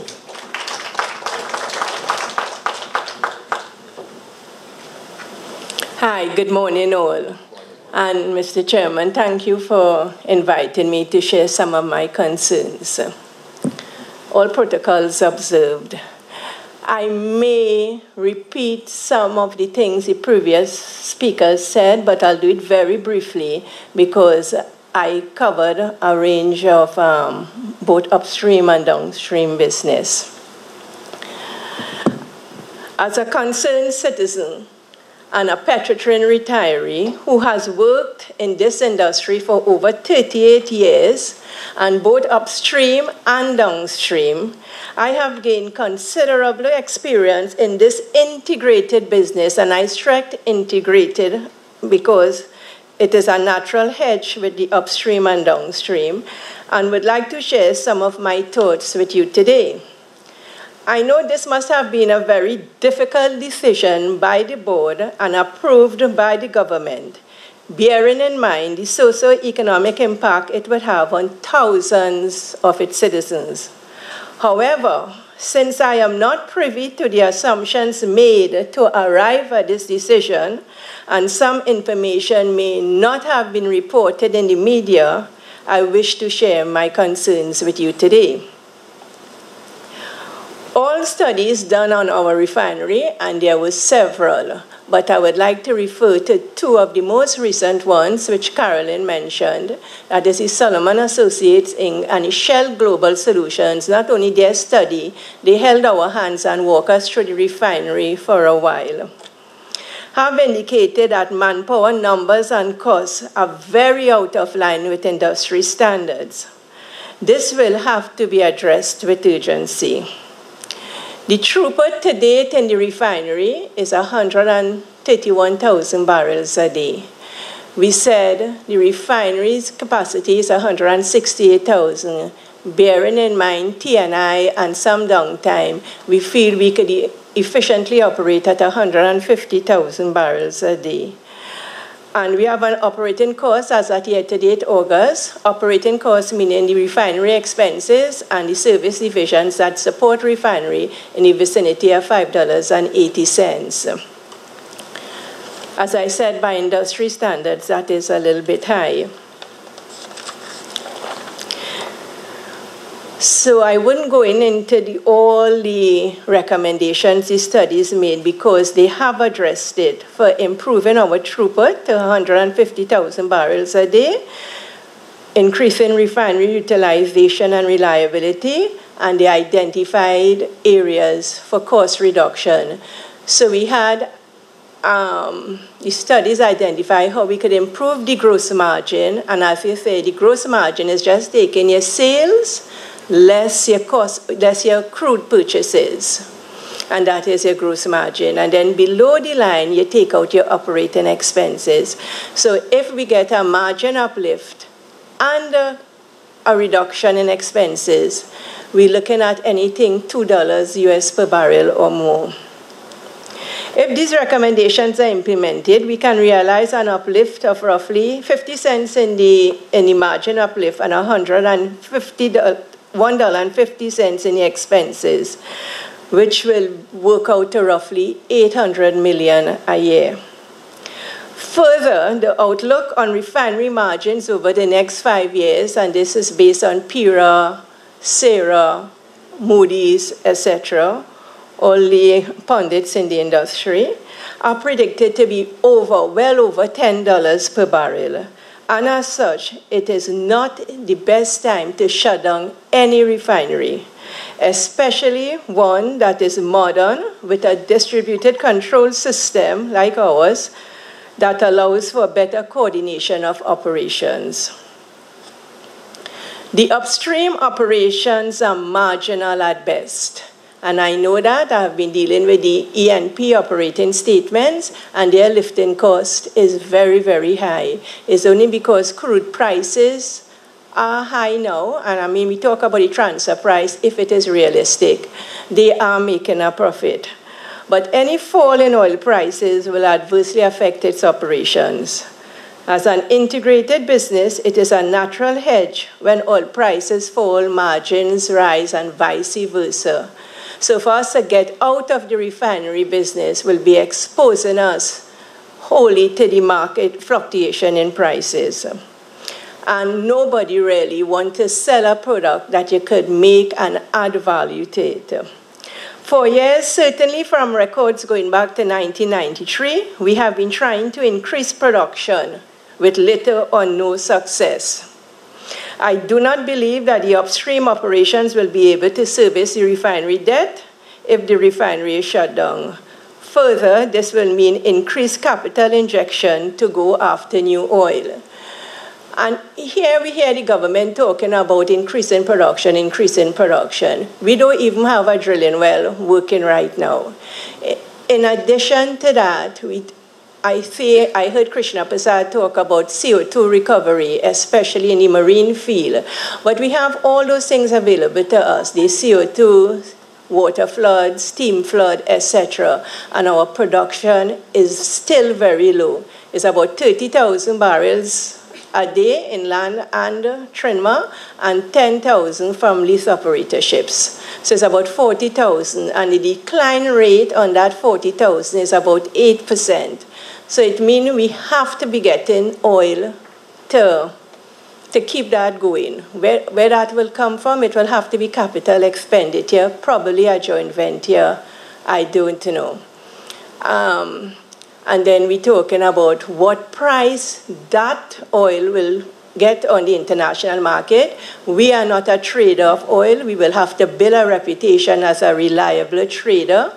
And then we'll have to store that crude for over 2 to 3 weeks to get a cargo. A cargo of crude is about 800,000 barrels. So you're talking about storage for that crude. And then we have to store refined products. We're talking about capacity for storage, which will be an issue. There is a statement circulating that the E&P operations has been bailing out R&M with respect to debt payment. This is not so, and Carolyn addressed that. The free operating cash flows from R&M. And for the non-finance people, when we say the free operating cash flows, we take out the non-cash items, which are in the income statement. And these are things like depreciation, abandonment costs, because we have to abandon the assets according to the accounting standards, provisions from medical and pension benefits. So all these are provisions that you provide. You increase your liability on your balance sheet, but you don't really put out cash. So at a time like this, when we have to make serious decisions, we really look at the ability of the business to generate cash and pay its obligations. A little bit on pension plans and medical plans. The Prime Minister has indicated that pensioners need not worry about getting their monthly pensions. I have some concern about that statement. As a pensioner, I would like to see the report from the actuary to confirm this statement. And further, should the central bank ask for an independent actuarial review? I think so. And medical plans, we service not only Petrotrin employees and their dependents, but also outside in the community we service at a fee. So we service well over 20,000 people. What the employees contribute is just a minimal $40 a month, family membership and a single membership of $20. What will happen to the health service if we have to go to the public institutions or the health center, etc.? Knowing that we have an aging workforce, we have a lot of retirees that use these benefits. You know, all these things have not been addressed in their plans. In terms of debt, the $750 million loan, we pay $62.5 million US a year on that loan, and 18.7 interest on interest and withholding taxes. And this is something that wasn't shared with the public. We say the loan is at 6%, but it's really 6% plus withholding tax because the bondholders ask for their money net of all taxes. So it's really over 7%. And on the $850 is a loan at 9.75 plus withholding tax of 15%. Which works out to be about 11.47%. So the loans are really, really burdensome. So on the 750, as Carolyn said, the balance is $250 million on the principal, and that will finish in May 2022. On the 850, we have been paying $48.5 million twice a year, which is $97.5 million for the entire year, just to service that debt. So the total loan payments for this period, 2018, works out to 1.2 billion TT. If I bring the US, 179 million US to TT dollars. And I'd like to add at this point in time, Petrotrin has never defaulted on its debt payment.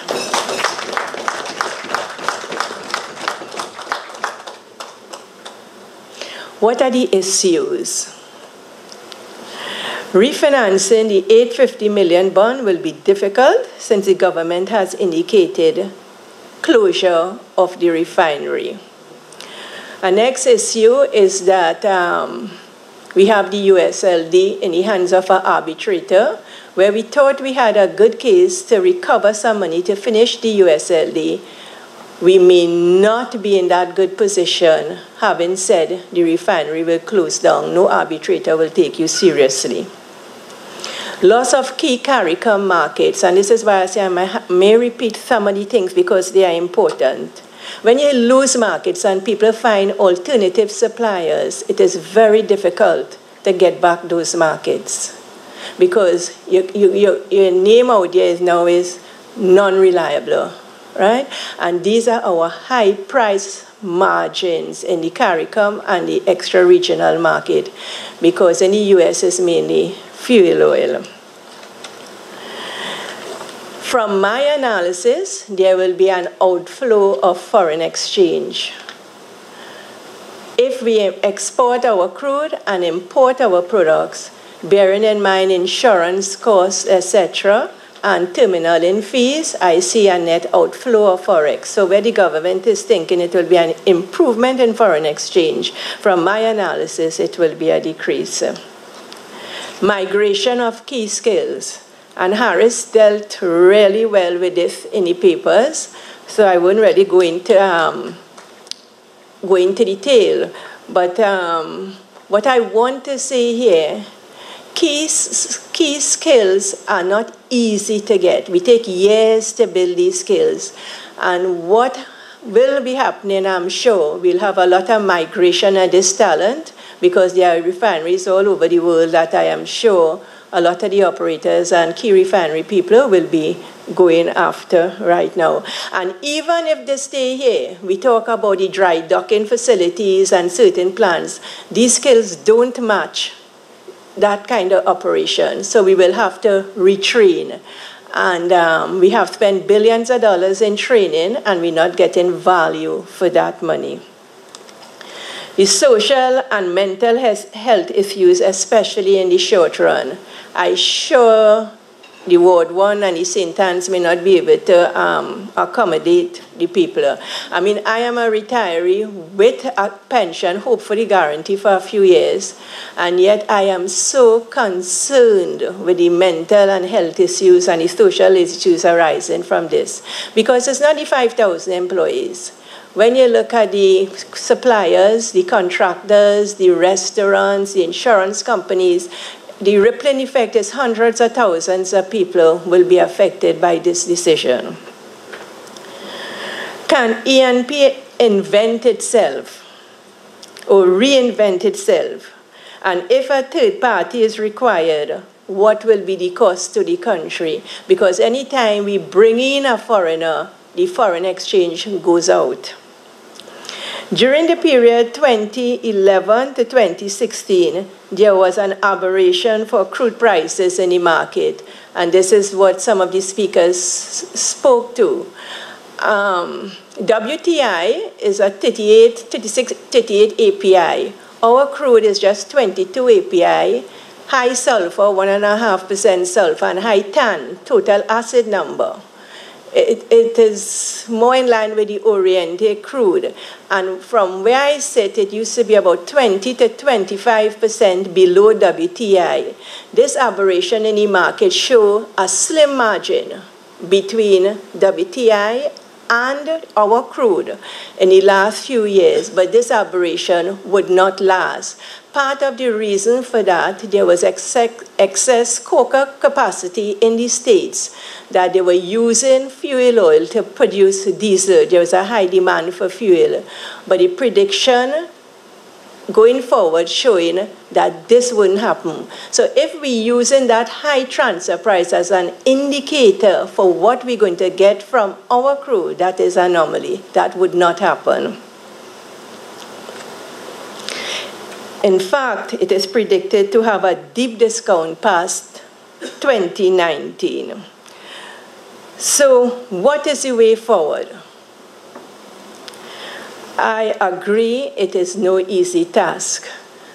I think an easy decision was to say close down the refinery rather than getting all the stakeholders, as Denise mentioned, to get to the table and see how we could address this issue.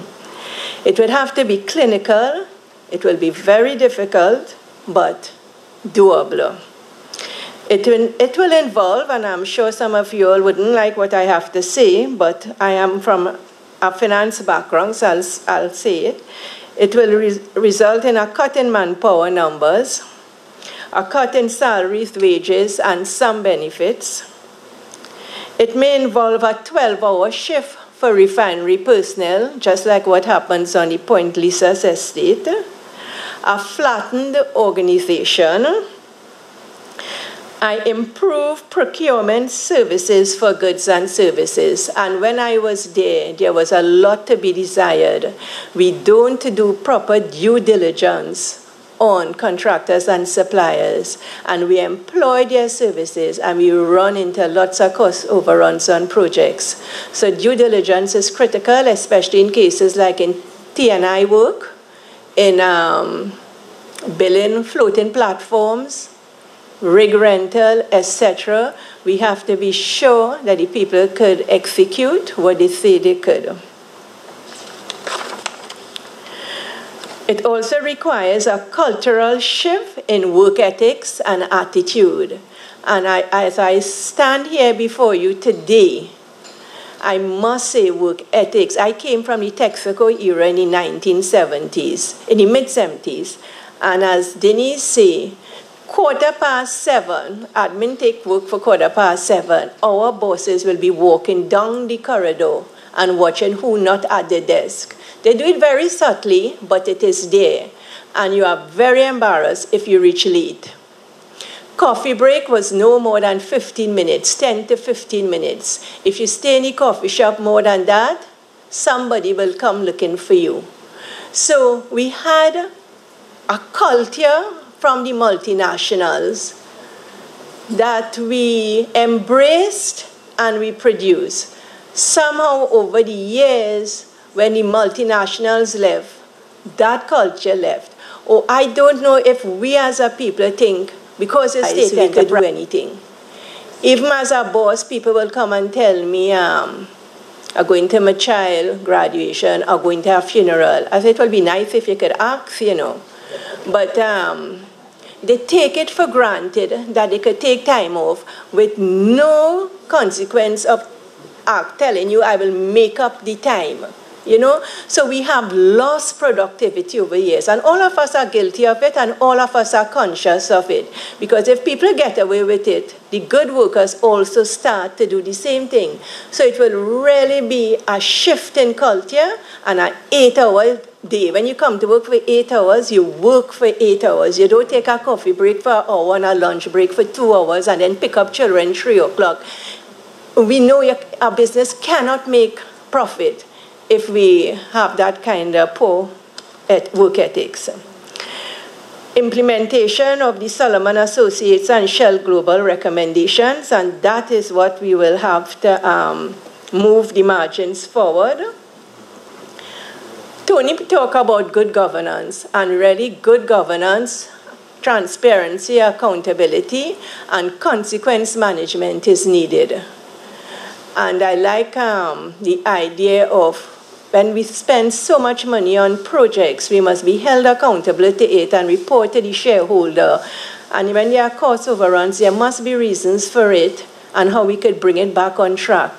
You know, we have a problem of just saying it's over budget, and like there's no limitation. We do hold people accountable for what they're going to do and have high consequences for if they don't do it.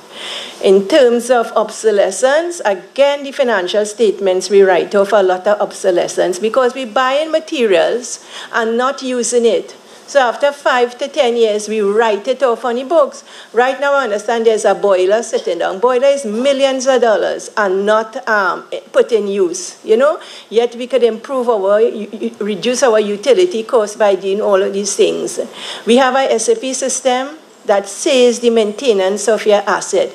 Put the data in the system so you'll know whether to buy an asset or to repair it. So if we don't use the tools and the technology we have to drive the business, we will continue to lose money.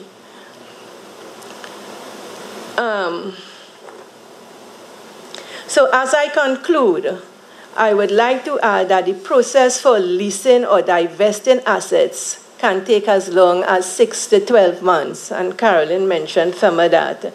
To collect and analyze data, it is no easy task. You cannot say you're closing down a refinery, or you cannot say you're bringing in somebody or you're leasing it.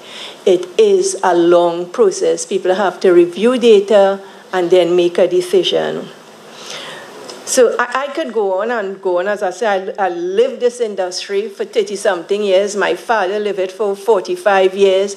This industry is very, very dear to me, and I'm sure all of us here today. I think it will be sad to see the demise of it, and I think we have to do everything we can to ensure that it stays. But remember, it will be hard work, and hard work, really, really hard work, and we have to put our mind state if we do it and to collaborate with all the stakeholders. I thank you for this opportunity, and I am free to answer any questions you may have. Okay? Thank you very much, Shriba. Okay, I have 2 requests for persons to speak. I'm going to ask them to contribute, and then it is all adding information and analysis, which I think is very important. So I'm going to first ask Mr. Robin Narayan Singh, who's president of the Petroleum Dealers Association, to say something to us this morning, because many of us are wondering what's going to happen to the price at the pump, now that he's Minister of Finance. And then Mr. Roy Lloyd, who came in, I'm not seeing him, oh, he's on that side there, right, who came in. Roy was also, you're VP Refining and Marketing, not so, Roy? No? General Manager, Refinery. At Petrotrin, worked in the refinery for many years, and also was on the board of Petrotrin for a while, though he's not going to speak as a former board member, but somebody who's knowledgeable about refining, and was born in the same island that I was born in Jamaica many moons ago. So let's just hear from Robin first, and then we'll take Roy, and then we're going to open it up. We just have an open mic session. Questions that people have, I will ask the various speakers to respond to questions, and then I will try to do a summary, and we'll try to, it's now what, about 11:30? So we're going to try to finish by 12, because we didn't provide lunch for you. Lunch is, I'm sure the hotel would love to sell you lunch, but that's on your bill, all right? So, Robin? Thank you very much, David. Thank you for asking me to be here. First of all, I am not a public speaker. I'm just a gas station operator. Secondly, the introduction to David Abdullah was really well received by me, because I looked at him on television and his kindness and everything that was said about him, I truly endorsed.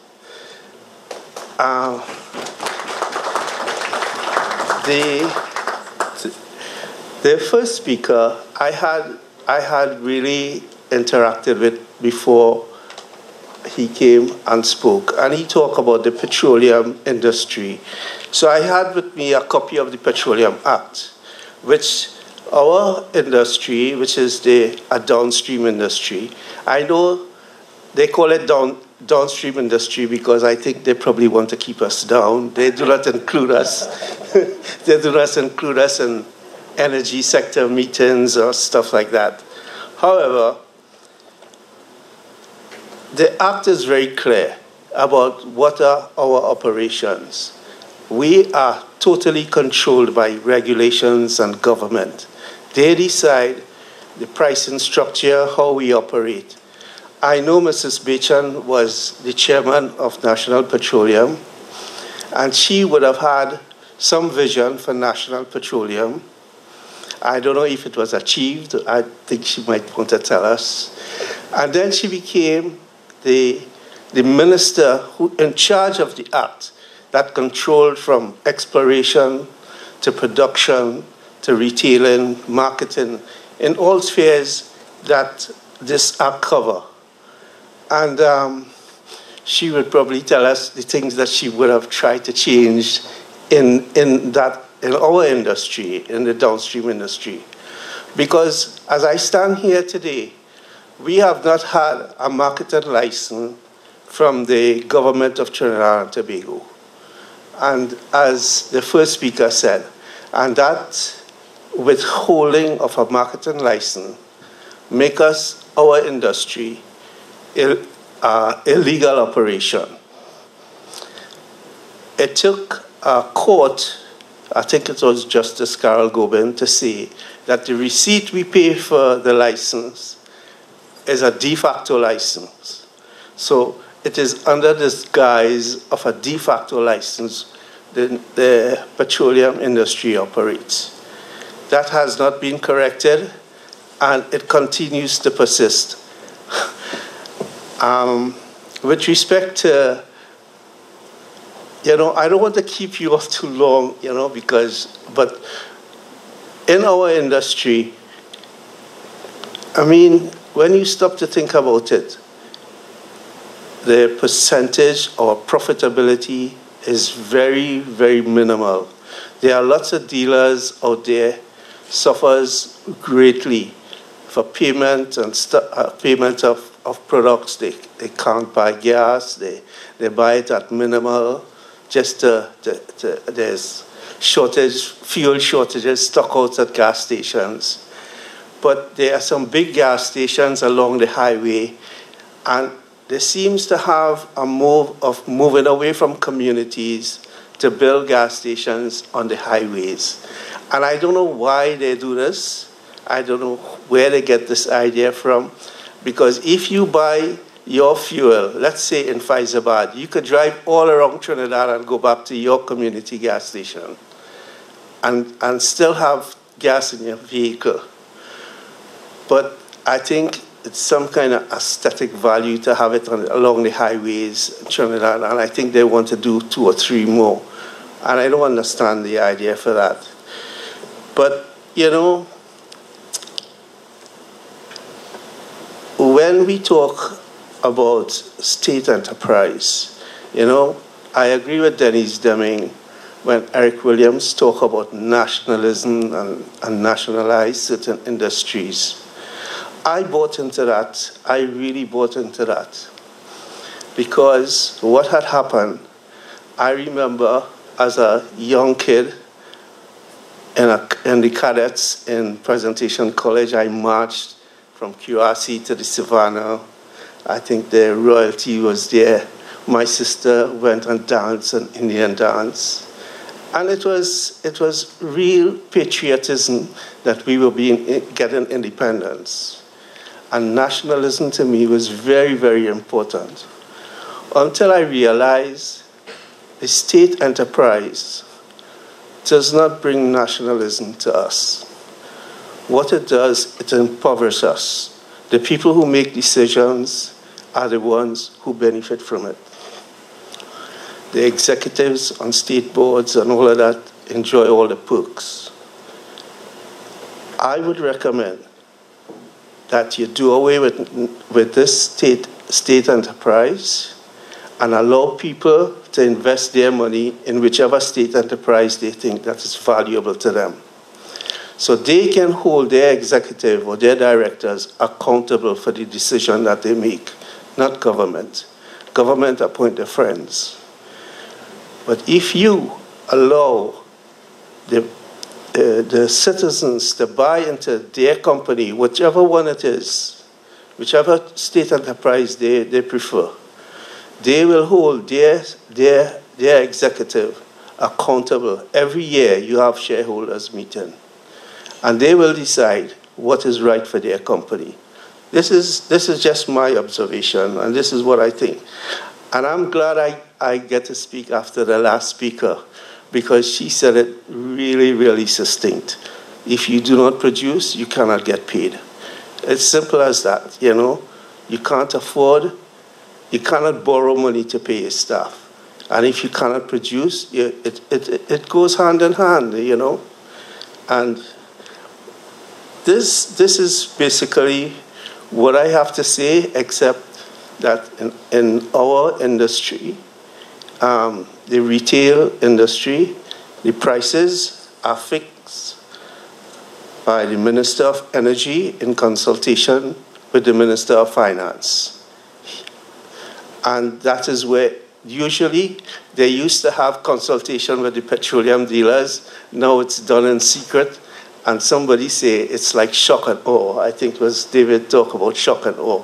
So I don't know why the uncertainty. If you know prices are going up in 2 days' time or 3 days' time, you give people an opportunity to prepare themselves. But when you have this uncertainty, business needs stability. People need certain stability in their life.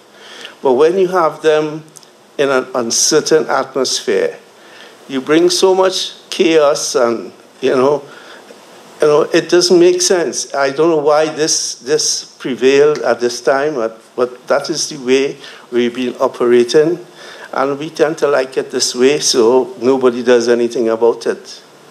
So with that, I think we just have to wait and see what happens tomorrow when the minister makes his pronouncement. Thank you.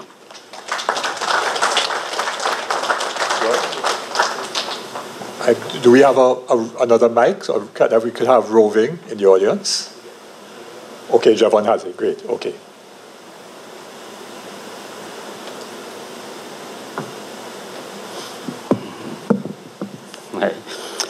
Morning.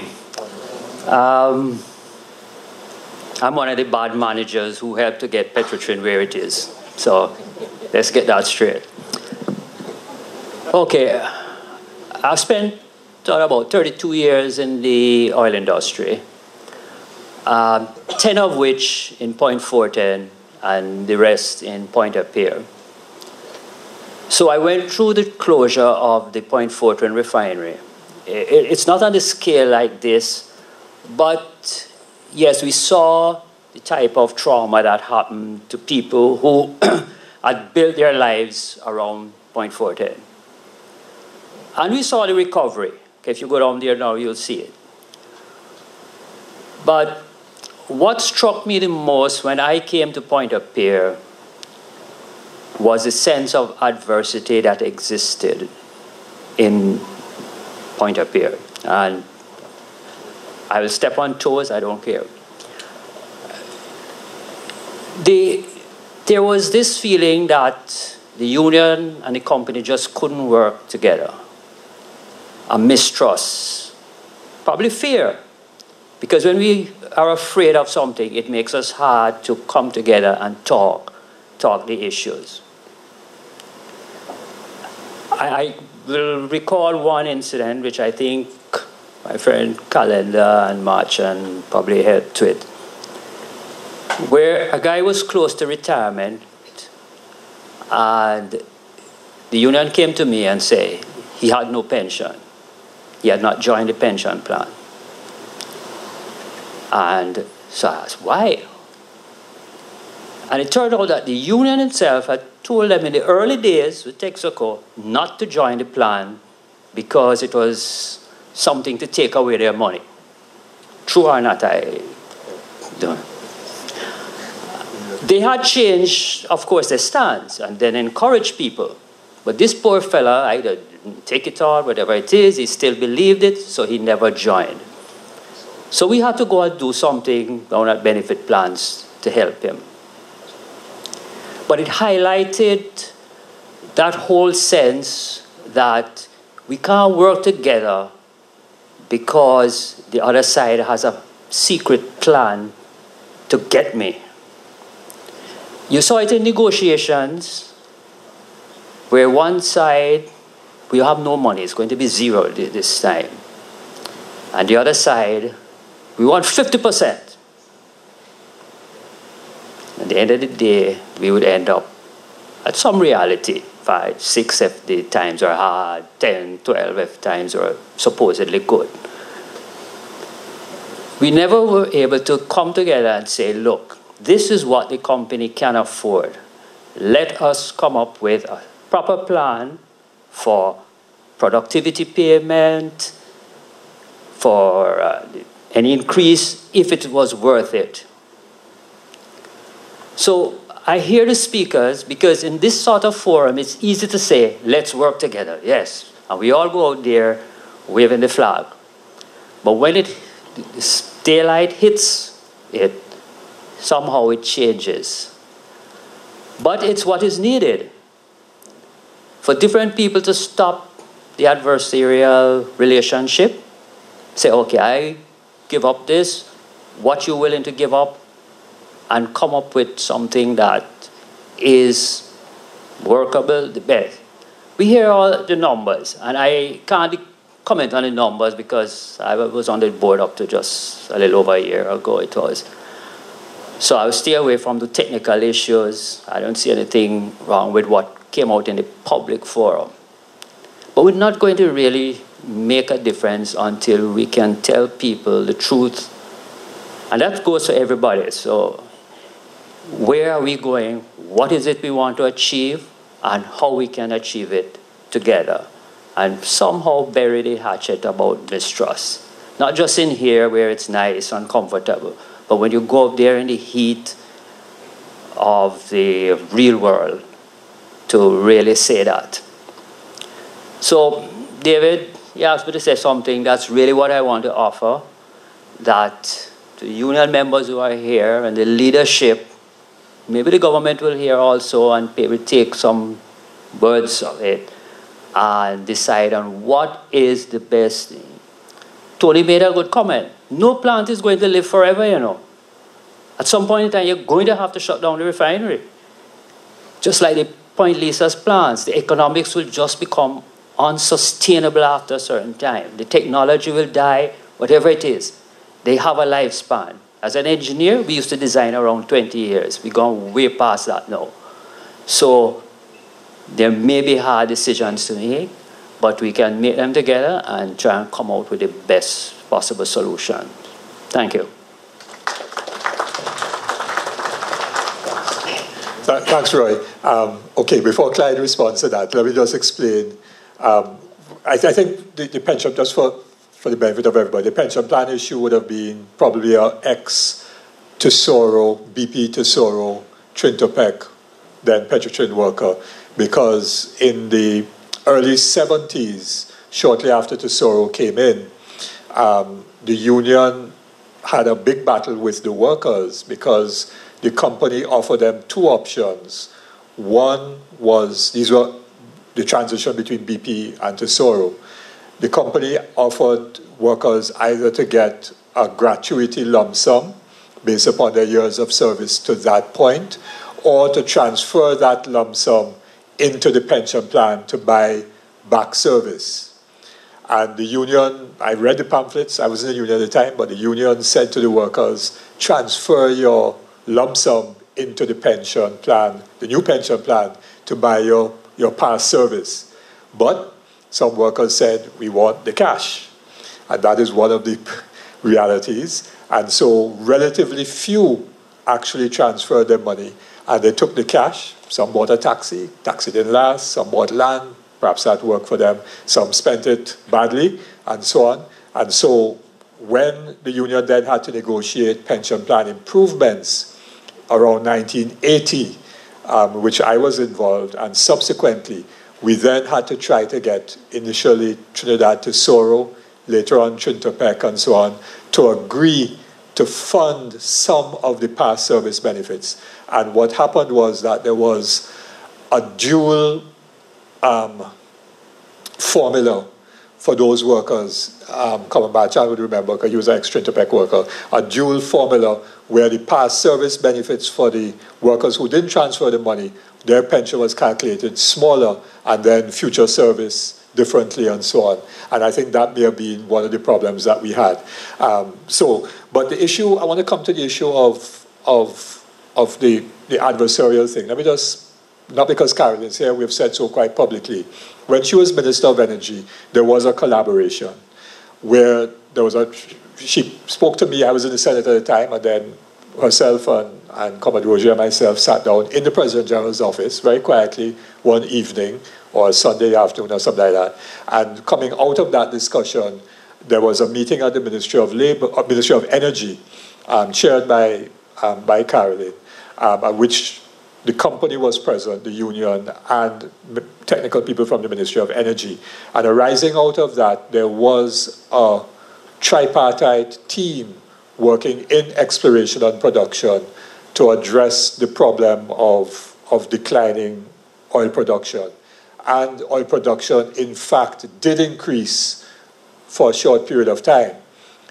When she was removed as Minister of Energy, that tripartite process fell apart, and oil production started heading south again.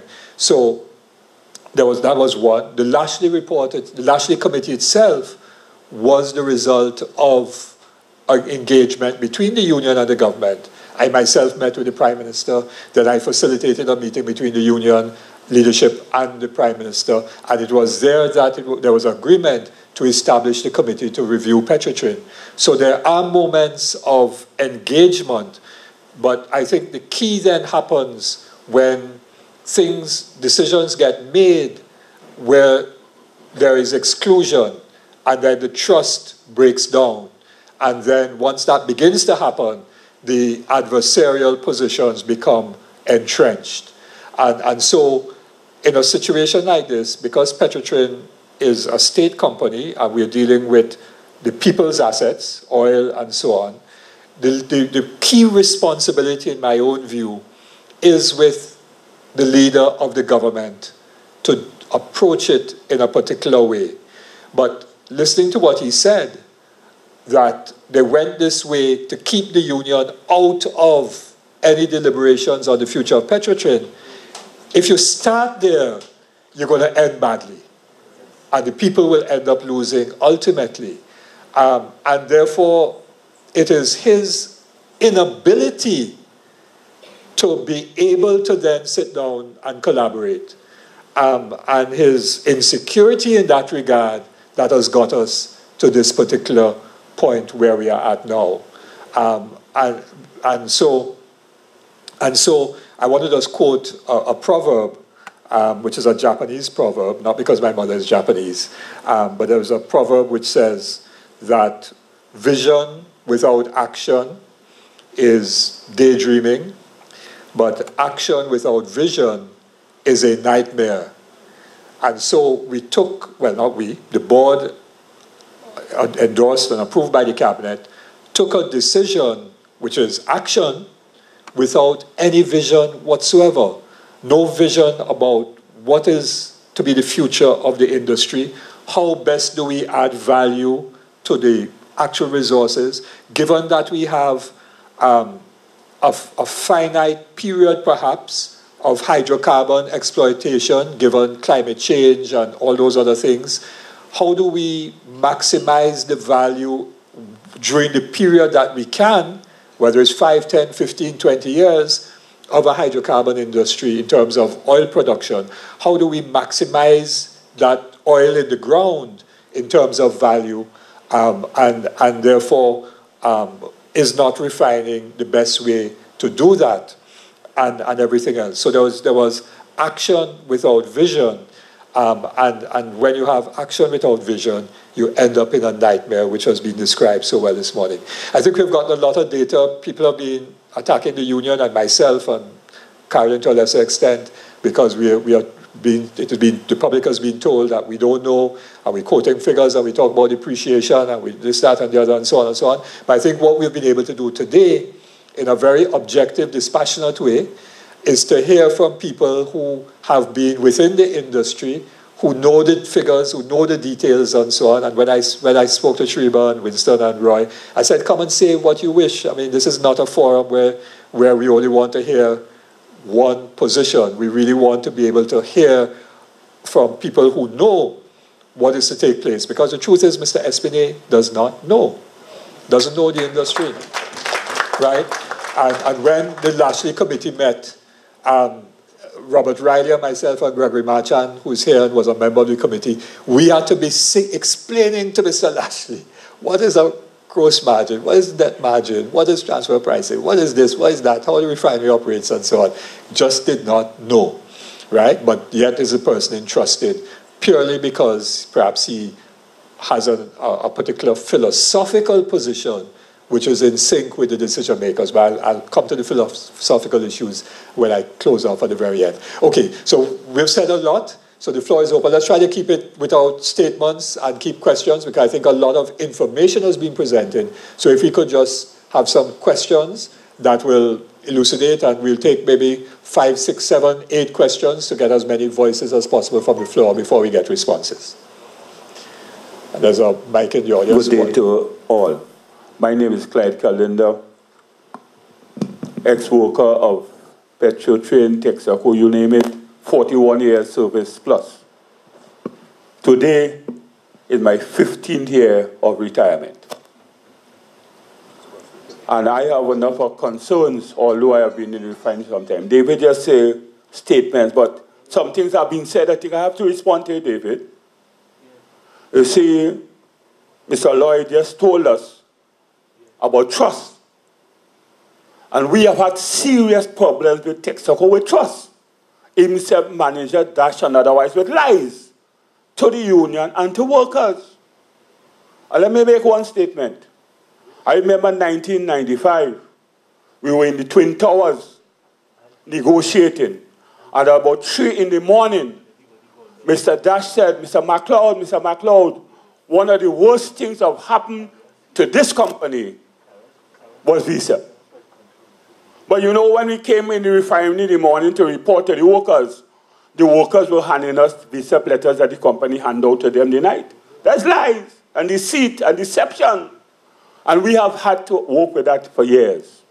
We have had to work with lies and deception, with contract and contract work, and to shut down the refinery to make sure that the permanent workers do the shutdown.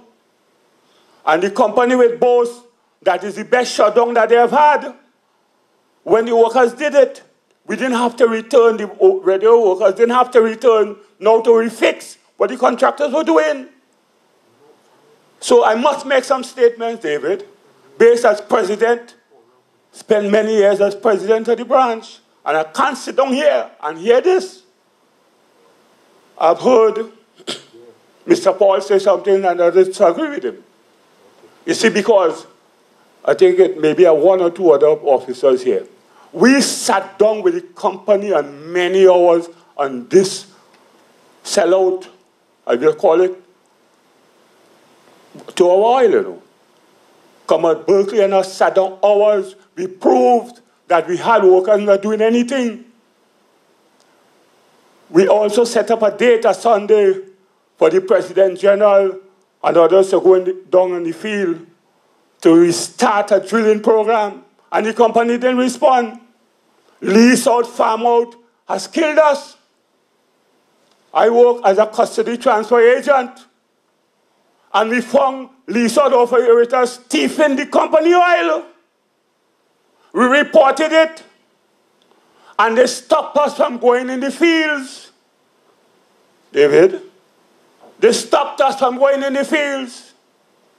So the lease out operator could have done what he wanted in the field. They were thieving the company oil.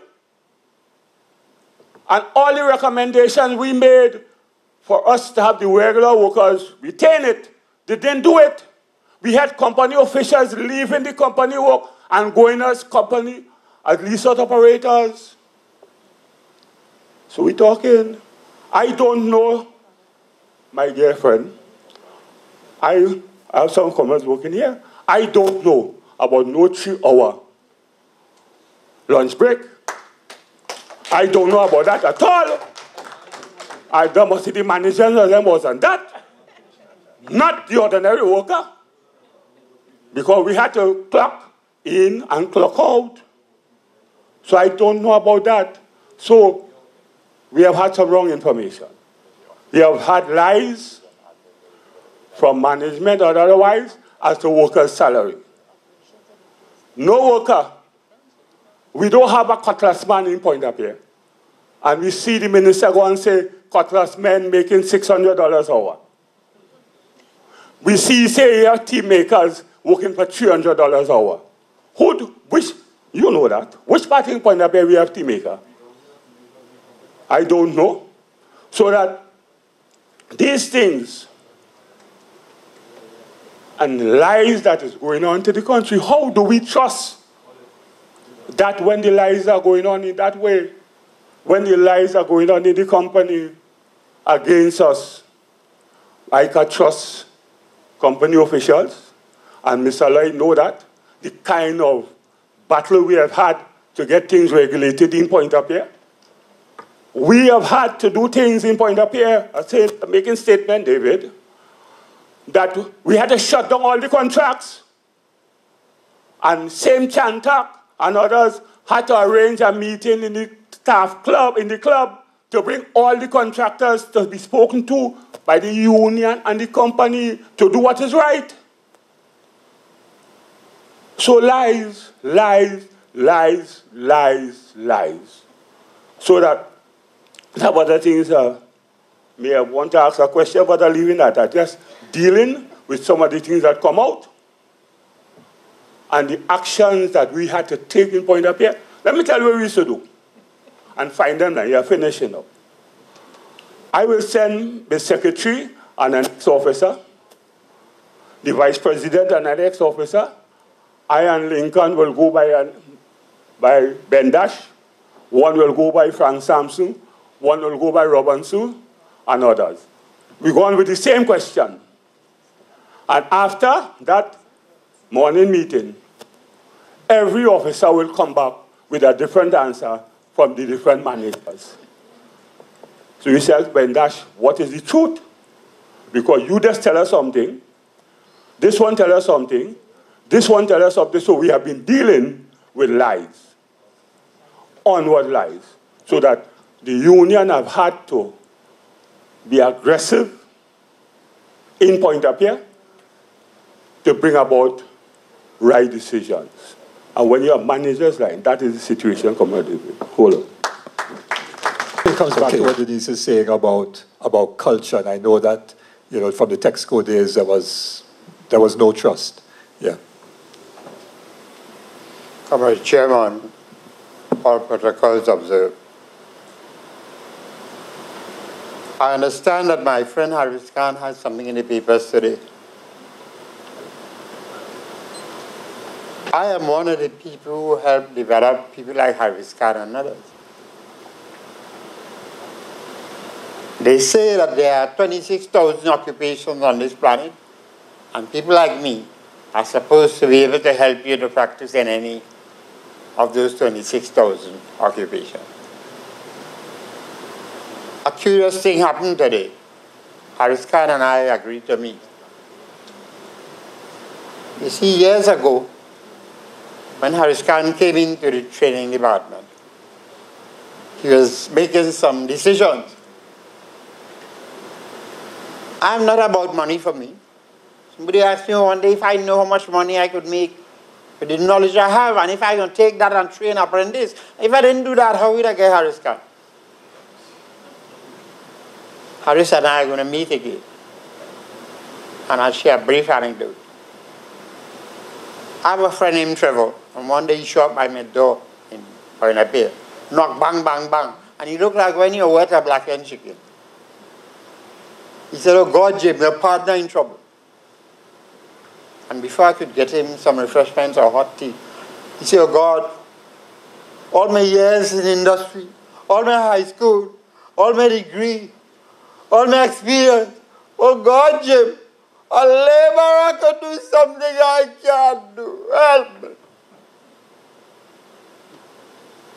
He was going to take a bed of sand out of the Mirox plant and planning where you're going to put the crane and how many men he will need and what you're going to tell the contractor, and he's doing the calculations. And a laborer was coming to him. He said, "Are you going, Chief?" He said, "I go down." He said, "What are you doing?" He said, "I empty this." He said, "When?" He said, "As soon as possible, but he's busy writing and doing the calculations." He said, "Right now?" He said, "Yeah, if I could get it now." He said, "Go back. Go back, go back. Go back a little more. Go back a little more." The laborer connect a water hose to the vessel, and he pull a lever, and all the gravel on the ground. No crane, no contractor, no man hours, no contract. Harris and I are going to team up about ordinary working people. All of you heard all the big talk and things. You know what they say in the book on industrial and organizational psychology? A worker can reduce his productivity by as much as 66%, and his immediate supervisor will not know. Go ahead with the big talk. And leave out the humble man, the laborer, the sweeper, and the water carrier. I know people who come from Marbella and come and collect water. They went home and had a bout of yellow fever. Go ahead. Leave out the little man. You don't come. You have a big degree, I think. You'll come like the permanent secretary who show up in our apprentices and mentors forum. What is the problem? He gone down some DME nonsense in Point Library. And he told his principal, "Well, you see those 200 men by the gate? I'm going to recruit them, train them, and put them to work." Simple, you know. You know he come and bothered me about? He went and handed them forms to go for a drug test. 200 forms. Only 2 of them come back. The first step a manager needs to be able to carry out is to recruit. He can't recruit from 200 people, enough people to do his work. Go ahead. Ignore little people. I call up my friend who's a pastor in library. I swear to her. He said, but them boys can't pass no drug test.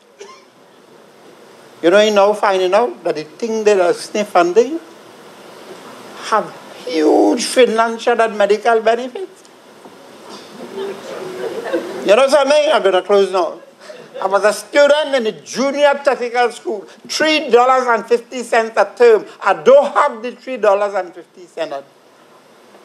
I have $180 that are thief. Everybody in school knows I have an allowance of $180. And I can keep that up for the 2 years I'm in school. I have an allowance. But the Old Year Boys Association pays.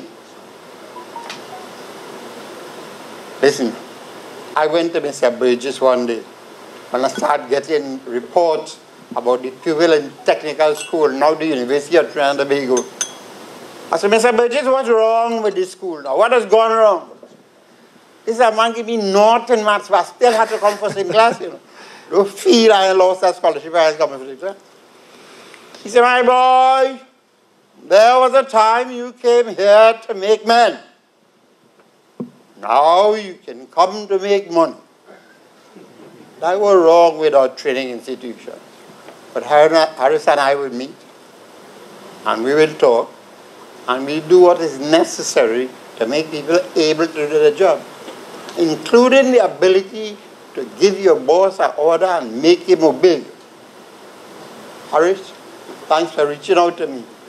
So you see what they say, but I told them what to do about Harris Khan. Instead of doing it, they go around and tell everybody I don't like Indian people. Me, who have family name Rajasthan, Singh and Ramdeen and Sharifa and Harun, I don't like Indian people. Go ahead, man. You're making a mistake, friend. What is okay? The Calypsonians say, what you get, you will take. All right. Thank you very much. Thank you very much, Comrade, for sharing some very important insights into understanding the value of work and what work is. I think that's very, very important. The late Pat Bishop once gave the C.L.R. James Lecture for the Union, and the title of her address was What is Work and What Work Is. Okay, can we try and get some other questions and so on? We have had quite a few comments. Oh, sorry, Fabiola. I thought you were just holding the mic for someone. Sorry. Go ahead. Good morning. Thank you. So my question relates to the cost of lifting oil. So it's been said that our cost is higher than international standards. But if you need to be in the Middle East and have a huge operation to get like a price, a break-even cost of $20, is there anything we could realistically do to compete with that? And I'm asking because I'm also thinking about the fracking companies, like in the US, who have very high costs, but they still can operate depending on prices. Since there's so many informed people, I would just like to know. Sure. Okay, we'll take a note of that question. And Fabiola Whittier, of course, has connections to Point-a-Pierre. Brother used to be a union officer. Father was a manager of maintenance in Point-a-Pierre. Okay, another question. Yes. Comrade Jackman, who is president of the Point-a-Pierre branch of the union. Hi, good day, everyone. I wanted to get some advice from persons who will be able to be knowledgeable on the matter, basically. Forecasting the effect, I'm not hearing much people talking about it, but NIS contributions. What do you forecast will be the effect not only on us here, but the country with respect to the loss in NIS earnings, right? As well, I'm not hearing people speaking to the fact that Petrotrin subsidizes the costs for MOGAS in the industry. I think the last figure I would have heard was that we still have outstanding approximately $1 billion that is supposed to be paid to Petrotrin. If you look at the books, I believe, I could be wrong, the books reflect that the payments are made, but we have not yet received that cash. What now will happen if Petrotrin is to transfer that burden to NP or to other persons? I think that's something we need to speak to as well. And then we have the issue of of the bitumen supply to the country. I don't think that was ventilated here as well. We will now have to consider importing bitumen, which is another foreign exchange cost. So I don't know if anyone could speak to those three items. Okay, thanks a lot. Get some more? Good morning. Nigel White is the name. Children Operation. While listening, I heard Mr. Tony Paul mention about the fact that you could blame everybody, and we blame ministers, blame management, but the thing is to blame ourselves. My question is that if we are to blame ourselves today, then where did it all begin? You know, why are we not, as a people, interested in moving together to make sure the change is necessary for what's supposed to happen? You know, because I hear we say, you know, all of us is to blame inside here, because we're not holding anyone accountable. But if we are in that mode, where or when did that all begin? Two, in just a little comment here, I hear the government say that we lost some $2 billion. It will cost us $2 billion a year in terms of Petrotrin if we continue. I find me. But I think in the budget, we may see an increase in national security by $2 billion. We may see an increase in health by $1 billion. And we may see an increase in social services by some $500 million, which will come up to $3.5 billion. So would it be more feasible that if we had keep Petrotrin and it costs us $2 billion, then it costs us $3.5 billion, by saving at $1.5 billion? And thirdly, with all the information and minds in this room, what are we all prepared to do? Because I'm not hearing this information being exhausted as much as it should be to put the pressure on the government to change their minds and their position. Thank you very much. Thank you. Ming? So we need to hear it through the microphone, Stephen. Morning to all. Thanks for coming. I think we are here to hear some talk, yes. We were well educated today. And I think we are all here, I take it for granted that we are against the closing of the refinery, okay? I think that's why we're here. And in as much as we heard, it's a pity the public out there really couldn't hear or wouldn't hear what was said here today by these speakers. I want to thank you all because although I started working in Texaco days at 14 years of age, youngest ever, I made 40 years, I was a shop steward, I was fired as a union shop steward. Good sense prevailed and they did the right thing, taking me back on the job. I didn't go to court, as much as I wanted to, settled. I became a president of the branch, Pineapple branch, and that profit sharing you're talking about, somebody was talking about recently. Not the 3 hours lunch, we never negotiated that. I didn't see it happen in my time, I don't think it will ever happen. I want to say I was part of that. I enjoyed myself at Texaco, the professional oil company that left here. And they were leaving. That's why we said, Texaco must go. People thought we ran them out just like that. People must understand, Texaco was packing up slowly. And it wasn't for the OWTU, Comrade George Weeks, who was a soldier with my father in here, the British Army.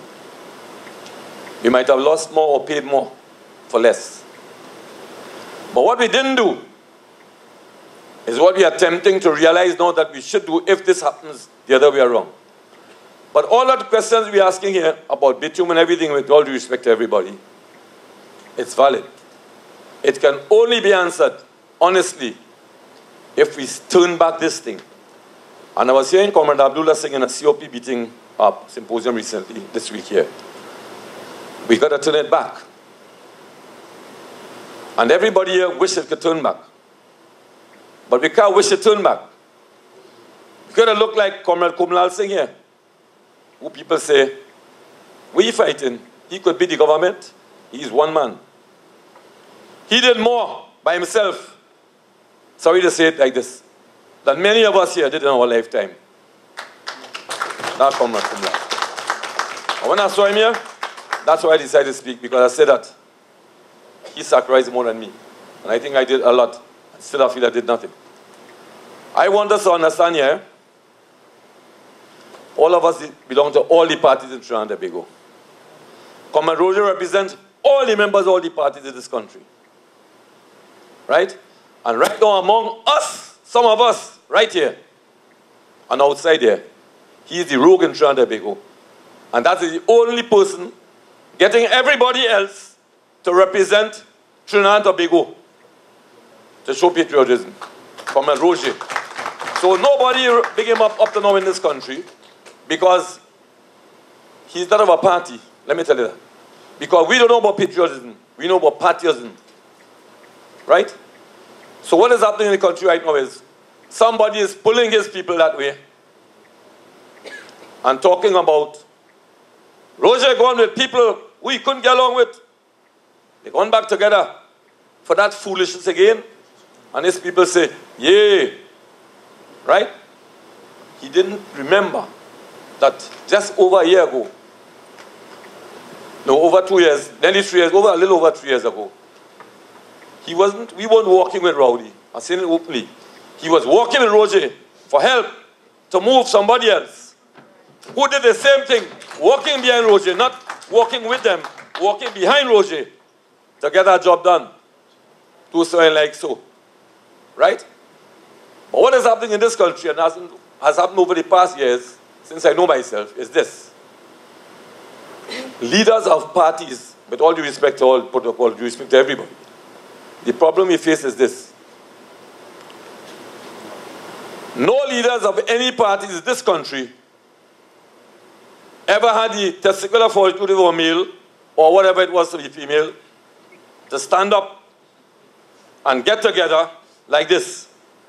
This is, well, present here, this is Rowley, Kamla, everybody. Get together like this. Anytime leaders get together to solve a problem, I'm coming to this problem now because this is a problem we could solve. The masses, as the forces do this, as the leaders do this, automatically the masses do this. Right? And that is success. But you know why it don't happen? This is my corner, that is your corner. So don't blame anybody for 3 hours lunch and 1 hour tea and they care about nothing. Because there are people in this country I don't care. And the people that care, looking like the people that bad. Comrade Roger care. He has been asking for a forensic audit into Petrotrin since when he became president 9 years ago. And workers and managers were saying, no. That's why it didn't happen. We are prepared now to change that culture. If we turn around this, that wouldn't happen. This will happen again. What I want to ask us, and I want to be short, is this. There's a plan to try to turn this around. And no matter how you talk about presenting new plans to save the country, I will save Petrotrin. Petrotrin is not Point up here, our oil workers one. Petrotrin is Trinidad and Tobago. The only people who can save Petrotrin is Trinidad and Tobago. Give the people a chance to save the company and save the country. You can't tell 3,500 save the company, save the country, and go home. That's your reward. That is not how it's supposed to be. And if we know it wrong, we're supposed to get licks for it. We're supposed to get licks to save it. We're supposed to face whatever is it out there that we don't want to face in blue shirt to save this country. We have to be able to get together before the march takes place and talk to this Prime Minister, demand that all parties and groups and unions demand he come to the table and talk. We haven't done that yet. We're going one by one. And he's stopping you and embarrassing one by one. The last thing he says is this. They're talking to the board. But that guy, I still ain't doing that. He's showing you no matter where you bring, even success, he ain't taking that. I want to warn us. Let us get out in the rain or the sun. The only way to stop this thing is by being unpopular. The right thing, ladies and gentlemen and comrades, is the right thing. The best thing is not always the best thing, the popular thing. Sorry, the best thing sometimes is the popular thing. But the right thing is the right thing. I'll close by asking us to understand. Put our petty differences together, get this job done, And after that, let us do the right job. Thank you very much. Okay, all right. I know that I've kind of gone a little bit. Okay, so I see one more hand there. I'll come back to you, Winston, in a while. So I see one hand there, and then Sharon at the back. Any other hands? Yes? Yep. Okay, the brother in the shirt. Oh, Gregory. Sorry, I missed you. Sorry. All right, so we start with Gregory. We'll go from left to right. Yes, good afternoon. I just want to address the question of collaboration and good faith negotiations. Now, since 2000, Petrotrin is the only company I know in Trinidad and Tobago where a mediation center was established. And since 2004, we have been working on this project. And this project was comprised of a committee of all the major stakeholders, right? The OWTU, NPSA, NPSA, the EPA, and management, right? And for years, we worked on that project, and it was officially launched in 2013, right? We had been doing informal mediation. When I say informal, we had been doing it before the center was established, where parties would meet and mediate as part of the dispute resolution process. And that was what we was hoping that would have been a prominent part of the Petrotrin dispute resolution process. Now, in 2013, the mediation center was launched.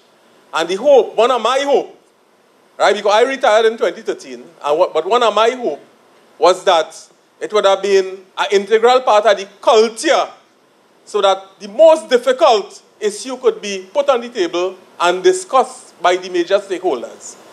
Unfortunately, we see in this impasse where there was a lack of that, especially from management especially, from the board and from the government, to really meet with the stakeholders and try to come up with the best options or discuss various options and see how is the best way to move forward. So there was a lack of that from the very beginning. Now, my interpretation is that there was some directive from the executive to do exactly what's being done now. And that might be one of the reasons why the immediate past chairman resigned, Mr. Jupiter, resigned.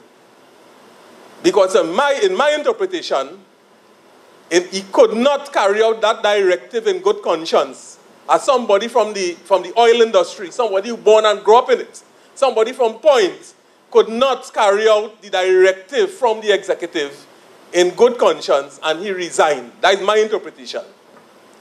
Now, from the time Mr. Espinette came into Petrotrin, all he started to talk is all the bad thing, what management bad, workers bad, everything bad.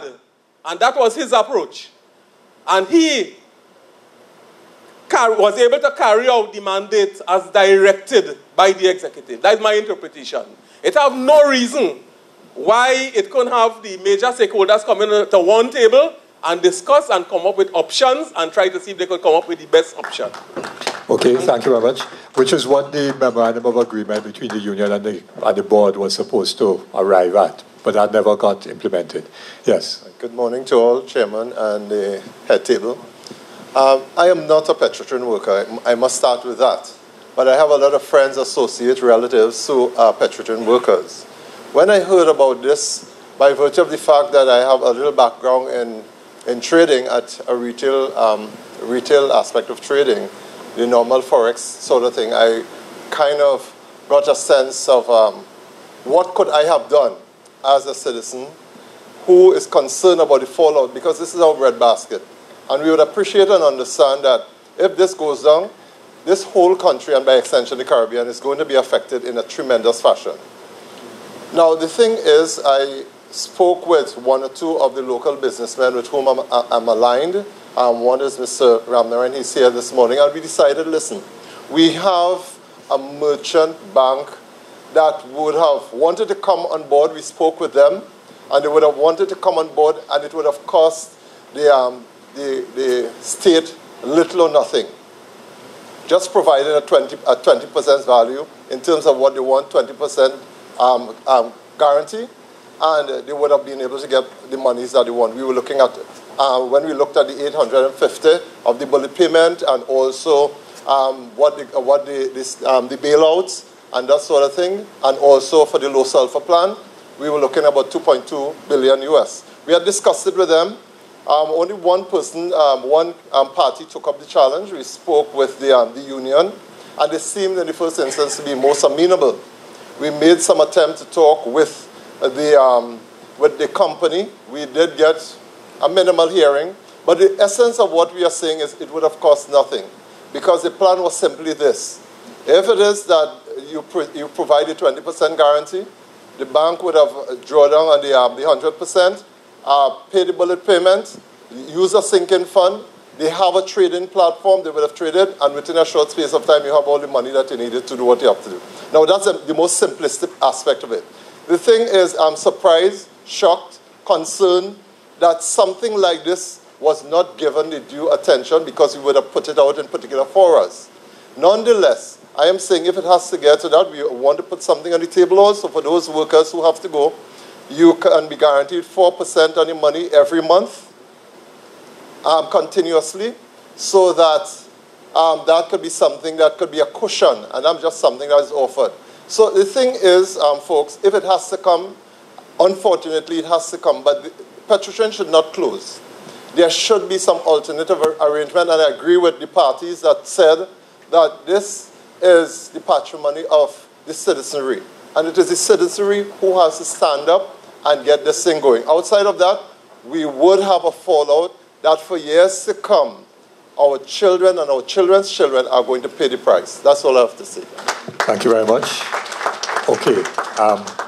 Winston, I'll come back to you last, okay, if you don't mind, because somebody may pose a question to you as well. Sharon, and then Ernesto. I didn't see any other hands. Joe Remy. Okay, I think, okay, so I was looking from my left to right, so I think Joe Remy was the last person who got a hand. Oh, sorry, yes, sorry. Yes, Ms. Clegon. All right, so Sharon first, and then we'll come forward. Okay. What I would like to try to understand, I would like the panel, if they can, to explain it to me. What would be the ripple effect for us poor people coming down the line should Petrotrin close? Because I'm not hearing anybody talking about what the price of gas will be, whether it's cooking gas or car gas, what the price of food will be. How are we as poor people? Because at the end of the day, when the ripple effect takes place, the poor people are the ones who will suffer. And I'm not hearing anybody, or even if Trinidad and Tobago really understand what is the effect of Petrotrin closing, the effect of our pockets. How are we surviving? How are we sending our children to school?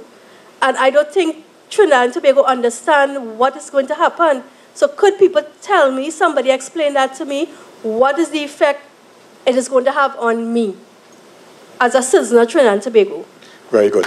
The mic in the front, Sharon, sorry. Ms. Abdullah, excuse me, I'm not Ms. Cleghorn. Sorry. Because you're sitting next to Andrea, sorry. She's my niece. She's right? your niece, all right. Well, we have learned a lot of information here this morning. I am not a Petrotrin worker, but I have a lot of family who worked in Petrotrin.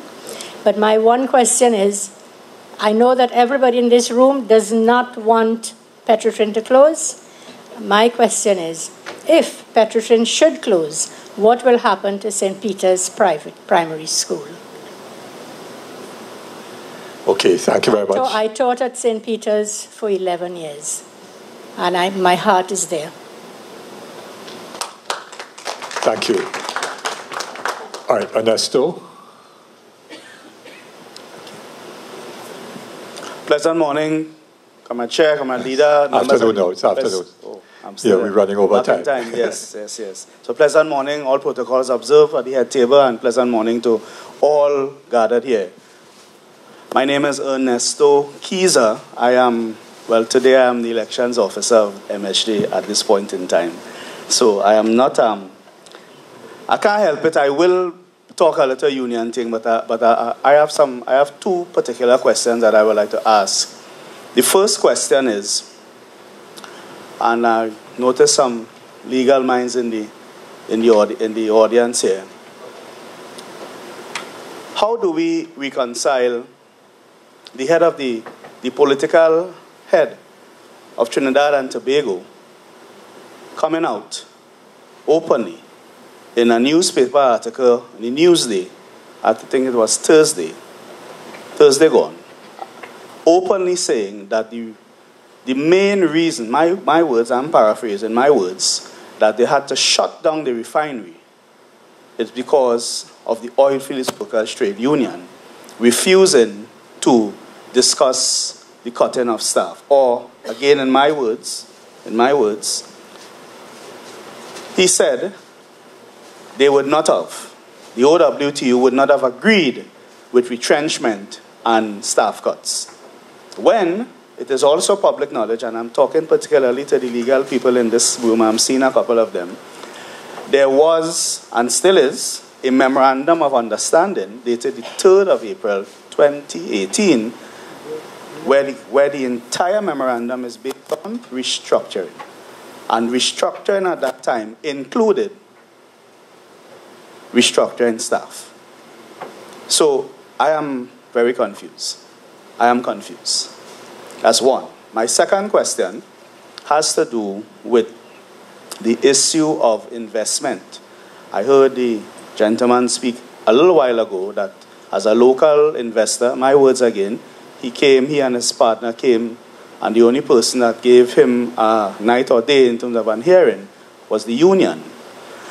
And our President General, Comrade Roger, has been making the point, skillfully, as he normally do, because I imagine soon it will all come out, the truth will come out.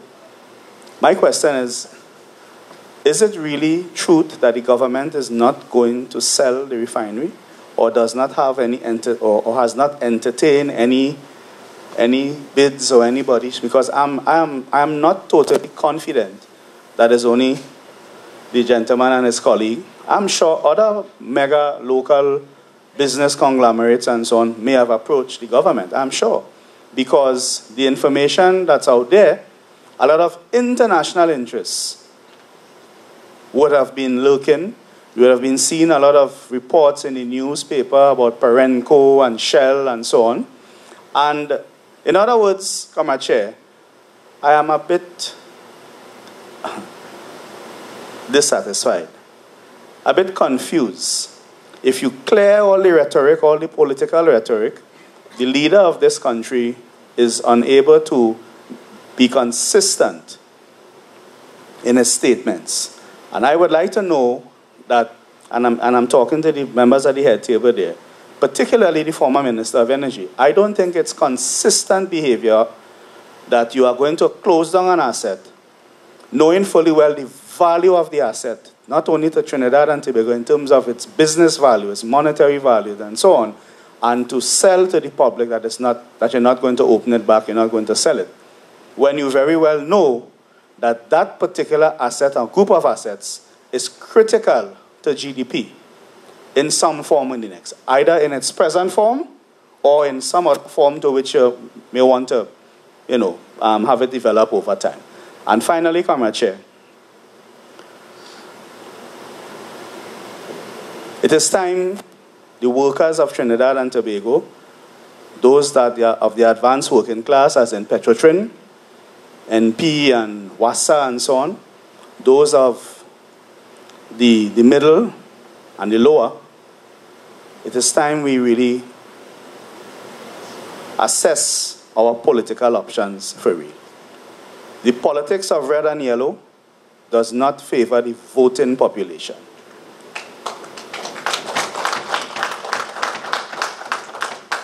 It favors a very small, influential group. I'm not saying 1%, that's a cliche term. I'm not saying that. A small group of people constantly benefiting in the mass, because there are businessmen in this room here and businesswomen in this room who know the pain that they go through with the change of administration. And it's not that they don't contribute when parties come to them and ask for a contribution. That's not that they don't do that. But the fact remains, the people that vote continuously, rigorously, and put on red and yellow jerseys and campaign and fight each other, families that are yellow and red and yellow in the family and so on, and go against and don't speak to each other, hate each other after elections, what does that come down to? Do you benefit from that? Is there any real benefit for voting red and yellow? As I'm talking about as a nation, do you get contracts? Because that is the partisan nonsense. That's the nonsense. You are promised you promised the moon and the stars, and it doesn't happen. I'm saying, Comrade Chair, it is time for a different type of governance in this country. It is time for a governance that involves all.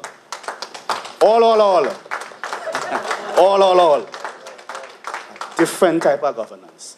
And I can't stand on my feet and then say, vote MSJ. Have a pleasant evening, everyone. Thank you very much, Ernesto. All right. Joe Remy. And let me just say, in terms of the Javon Eiffel, who is one of our MSJ activists, and together with the people who are doing our Facebook live streaming, informed me just a short while ago that this event has reached more than 20,000 people, and there are some 2,000 plus clicks, and I suppose we have to differentiate between how many people are reached and how many people are actually viewing. So it's less people viewing, but people know about it. Once you reach them, it means that they've known about it. And there's some 871 engagements, which means that people would probably have commented or shared what is going on. So we are reaching a wider audience, and I just want to thank to Javon in particular, and the company that is helping to live stream for getting the message out beyond this room. Yes, Joe? And I know Gregory Fernandez is on that side and wanted to say something very quickly. So Gregory, and then Winston will be our last person from the floor. Yeah, thanks so much, David, and pleasant good afternoon to everyone. And I tried to straddle the hat somewhere now, so it's difficult to speak from one perspective, but I heard Sister Damon, and I would want to just relate an experience, and it's the similar experience I'm seeing happen here. We went through this with TDC. People forgetting the whole TDC experience.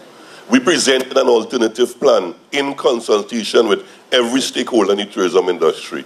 2 years now, what has happened to tourism in Trinidad and Tobago? And they felt that closing down TDC was the best option. And I'm saying we don't learn from our experiences, and the government is hell-bent on going in one direction, despite all that you provide as alternatives. And I think we need to, I like what Comrade Tang said, we need to step back and push back this thing. Because if it is not pushed back, it is going to be pushed down our throats. And I don't think that they would have studied the impact, the socio-economic impact of closing down the refinery. Now, with my credit union hat, and we never wanted to go public, but someone went public and make a statement and tried to have a run on credit unions and unit trusts. Indigenous institutions that are geared to treat a certain kind of people. And the credit union, TechU in the first instance, had to respond publicly. Because we deliberately said that if you go and say anything publicly on the impact that this is going to have on credit unions, you're going to encourage a run on credit unions. What they have done now is encourage a run on credit unions, and people are running and taking the money to go where? To the commercial banks. It's all a concerted plot, deliberately designed to create a particular impact. They are going at the unit trust because they are saying, no, unit trust.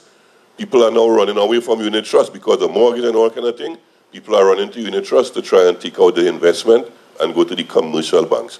And I think I am disappointed in, and this is something that I know a lot of people are, I'm disappointed in the amount of money we spend on GATE to educate our own citizens. And they are not saying anything now to give us a good return on our investment to say that the decision to close down Petrotrin is not a good one, and they're taking partisan political positions. And we need to call back those monies, because something has to be done. And there is no way I can see any logic in the decision. It is impacting on both sides of the fence. And credit unions, we have about 5 credit unions who are directly involved in the Petrotrin environment. Nobody did a study to understand the impact this is going to have on the communities that they represent. You have Labre, Point Fortin, you have Pinal, Marbella, San Fernando, Palo Seco. Santa Flora, you're talking about the whole Southwest Peninsula because the Southwest chapter represents the entire Southwest Peninsula. The whole Southwest Peninsula will be economically affected by this, and nobody is taking on these things and talking it out loud.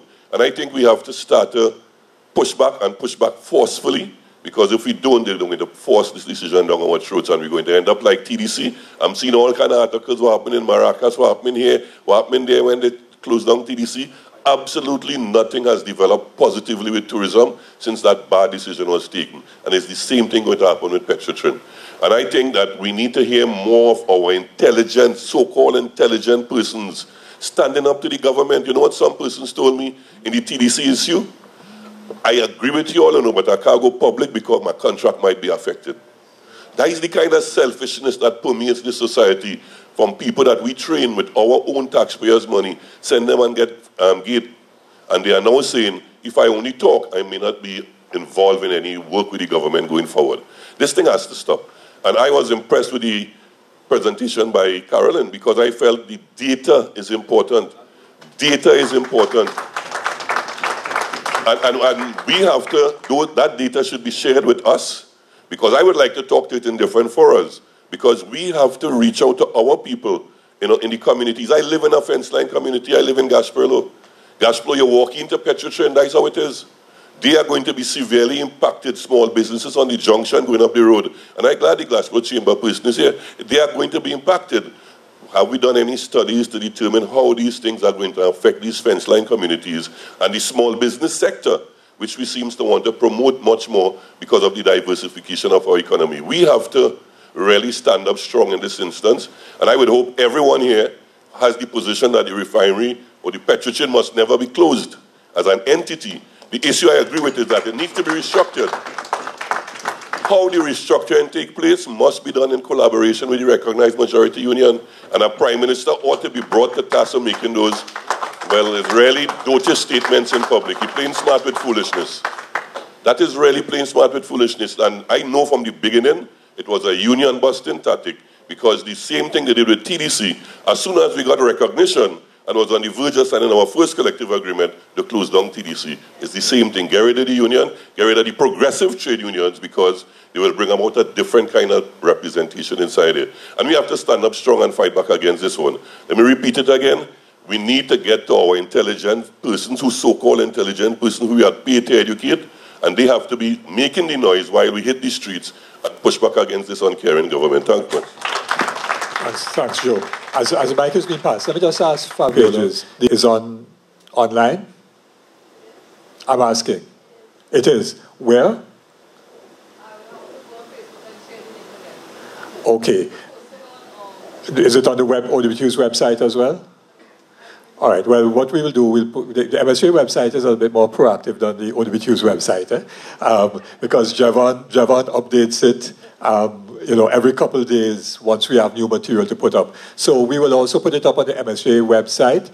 You all may have collected a little brochure when you came in, so the website information is there, because some of the analysis, Joe, that Carolyn presented, not all, but some of it in terms of the financials, we didn't have, well, OWT did not have the August financial statements when the statement was written, or but some of that analysis in deconstructing the government's argument is in the OWT's document. So you should have that available. And I think we did collect everybody's email addresses here, so that what we can also do as MSJ to facilitate information flow is to email the OWT's alternative plan. And if Carolyn and Shuriba will be so kind as to give us your presentations, we will email that out to everyone as well to share the information, because information is critical. Thank you. Yeah, I just wanted to make a very simple statement, which is that I believe all of us here should be doubly worried. And the reason I'm saying that is the government has not been even able to handle the situation with the boat to Tobago. So far less to handle something as complex as this, that you should be doubly worried about the situation, right? They have proven, since they have come to power, that they are very incompetent. And this is something that everybody must recognize. And the whole manifestation of how that board went about this is a clear evidence of this, right? Because in the first instance, I remember Mr. Espine coming on the news and saying that the company make 82 million. And then within months, the company lose 2 billion and are shutting it down. You know, and I don't know who gave Mr. Espine and the board the authority to take such a decision, right, given the importance of Petrotrin to this country, right? Mr. Espino don't even live in Trinidad, right? And I think we need to seriously look at you know, challenging the government, not just from the point of view of the fact that they're closing down Petrotrin, but the fact that they are very incompetent. Because the implications of this, they have not studied. I remember when the minister in the Ministry of Finance went on television right after they made the announcement, and Hima Ramprasad asked her, what about the fallout? She was caught off guard, and she bawled, well, we're going to see about putting some projects in South. That was the response. It was not thought through, and the implications of this, everybody should be very scared, because they are very incompetent. Thank you. Thanks. Okay, Gregory, if you just bring the mic on to Winston on this side. Be extended. And the Galleons Passage, which was supposed to start operations during the July-August vacation to assist with the huge flow of persons to Tobago for the long vacation, that Galleons Passage still can't get out of Trinidad. So Gregory is absolutely right in that regard. Winston? Yeah, I just want to address the issue of the so-called deregulation of the market. As you're aware, and this should be of concern to the Petroleum Dealers Association, your wholesale price, your retail price, your wholesale margin, your retail margins are all fixed by the government. If you're talking about deregulating the market and you're talking about going to market forces and market prices, what is going to happen is, are you going to be allowed to determine your own margins? Is this going to be a big fallout in the number of service stations you have and all your employees? Have these things been discussed? Have you considered this? These are additional implications of the decisions that they're taking that you're not aware of and you're not clear of. Okay, thank you. Shrivel, any closing comment by you or response to any of the questions? Oh, sorry. Okay, let me just get the president of the Gasparilla Chamber, who is here, who was himself a former Petrotrin operator, I think. Hi, good morning. I've been to a number of consultations with respect to Petrotrin, and everyone has the same concern. I have one question. What are we going to do about this? What are we going to do? This South Trinidad, we know the far-reaching implications of shutting down Petrotrin. As Mrs. Bechan said, the economy that resonates out of Petrotrin and the far-reaching is not 10,000, it's hundreds of thousands of people going to suffer. Gasparilla, we are very, very concerned because we have about 30 plus businesses just involved with the chamber that does business directly with Petrotrin, service companies, contractors. Then you have the contracted employees. A lot of people migrated into Gasparilla because of the geographical advantage, working shift and thing. When you have all these people and the cash flow is affected, small business will suffer. They now will have to downsize to try and survive. So now you have an additional unemployment growing. I mean, the far-reaching consequences. I don't think we grasp in that. And I want to ask, what are we, as responsible citizens, going to do about it? Are we going to let the government get away with this? Because I have a friend in TNTech, they send them managers, and they're targeting 3,000 TNTech employees already. I spoke to him 2 days ago. They're already saying 2,000 Wasa. This is what is going to happen. We really have to take stock. And I just want to make one observation. So the media left because that going to cover something else. But I'll tell you something, is only one camera they have.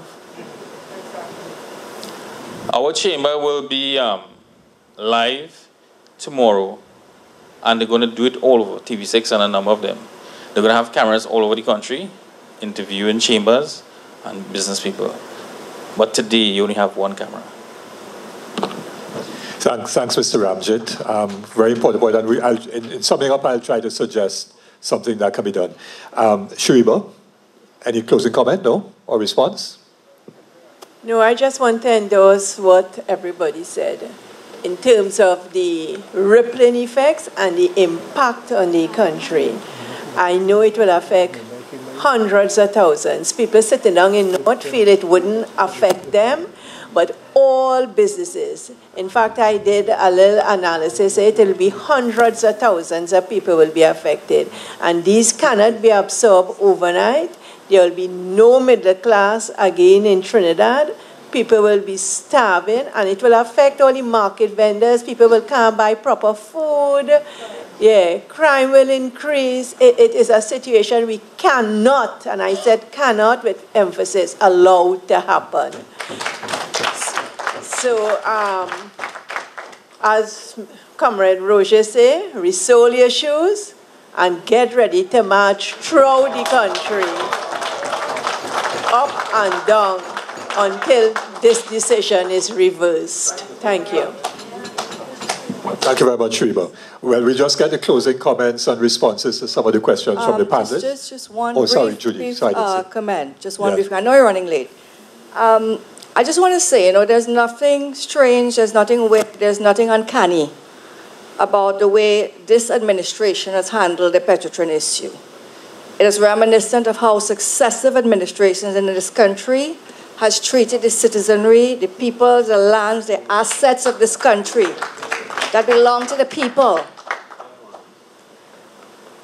David, your comment about that Japanese quote, the first part is also extremely important. Vision without action is daydreaming. I commend the panel. It's an excellent job you do because, of course, clarification of issues, presenting facts, statistics, the information, putting it out there is very important. It's critical because it gives way to more informed discussion. But I'm just reiterating what a lot of people have said here. What are we going to do in terms of moving forward? That is the most significant thing I think that we need to be looking at and ought to arise out of this discussion. And I just want to say, this administration cannot shut down Petrotrin, They can't shut it down if the people of this country stand up and they say no. If the people come together and they are strong enough in their efforts, this government cannot close down Petrotrin. So it all depends on everyone here and the people, the informed citizenry of this country. And the other thing is you have a memorandum of understanding which seems to have been breached. I haven't had a close look at it, but we need to be looking at legal action, of course. That's our recourse. That's all. Thanks. And for those who don't know, Judy Kublas Singh is an attorney at law.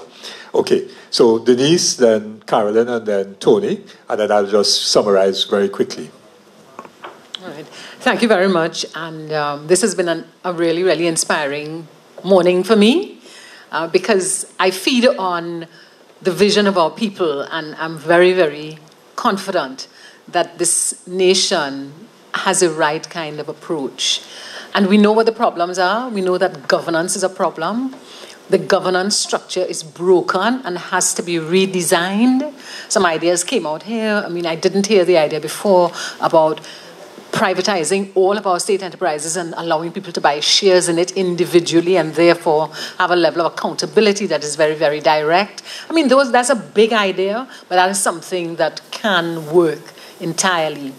My parting comments are that there needs to be some kind of socio-cultural analysis of if we shut down the refinery, what is the impact? And I know that the room is saying that the scenario of shutting down the refinery is not the preferred one, but I'm saying if If that has to happen, we need to know the socio-cultural impact. And there's a theme that I have been working with for about 2 years now, and that is we must act. But act means accountability, collaboration, and transparency. Because without those three big concepts, nothing will happen. But I do have faith that the people of Trinidad and Tobago will do what is in our collective best interests. Thank you. Thank you. Based on what you're saying about the socio-economic impact, that's why I raised the point that in 1993, the closure of the refinery was rejected. And look at 1993 to today, compare it. We are ready to take off with refining margins. Your turnarounds, your upgrades are about to yield benefits. You're looking at the problem with crude oil pricing, what could possibly happen. And the point I was also trying to get at in this analysis is very possible that this whole new E&P could collapse as well without a refinery. That was the point I was trying to make. There's some other technical issues you raised about somebody raised about the bitumen and so on. From my experience with NPMC, that's an impossibility, by the way. You try to bring bitumen into this country, I don't think people know what they're talking about. You have to bring that in heated tankers. And as NP, when we exported up the islands, we used to lose endless product because of that. You have to dump the tanker with the bitumen in it. Because if that fails on you, it solidifies. So I don't know how they're going to bring this bitumen into Trinidad and Tobago. And that is just one example. You've raised others that we have not thought through things properly, and that what they're saying, I can bet you they have not done the technical analysis. So the other point I wanted to make is the citizen engagement part that people spoke about, Judy. We are the people of Trinidad and Tobago. The NGOs had a forum on Thursday where they have made a declaration supporting, or going against the closure of Petrotrin unless there's open and transparent discussion on the issue. They have a nice slogan, which I think we must adopt. They started by saying, I am Petrotrin. I want to say we adopt the slogan, we are Petrotrin. This is not about demonizing workers and unions. This belongs to the people of Trinidad and Tobago and will affect each and every one of us. When David talked about national consultations, and I listened to the Prime Minister saying, oh, it's because of the union, etc. Some of you alluded to that. It is not an easy task. I would agree, sitting down with the union sometimes is not an easy task. David spoke about when we had ours. David would recall, by the time we met at the ministry, how long did it take us? 9 hours. When we sat there for our first meeting. But we did it. And you will not always agree on everything, but there will be consensus building. And this is one of the things as people of Trinidad and Tobago, we allow ourselves.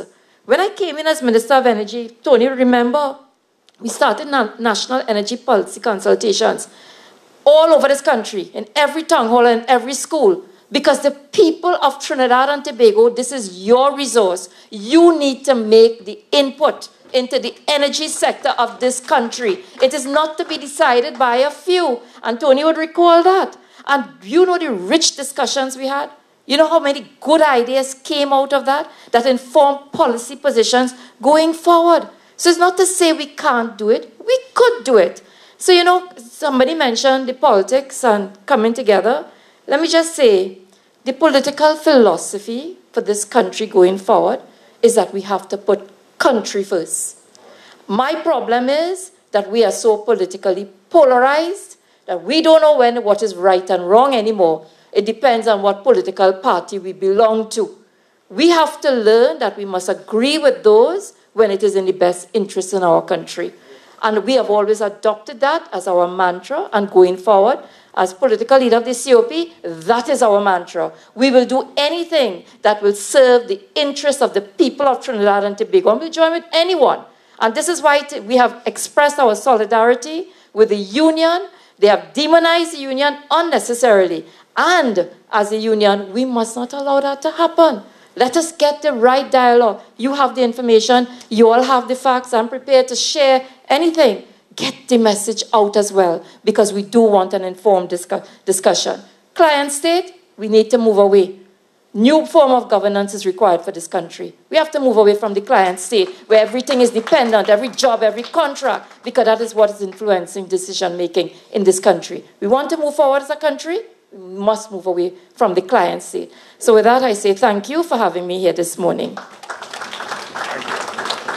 Thank you. I want to follow up on the question Nigel asked about what do we do?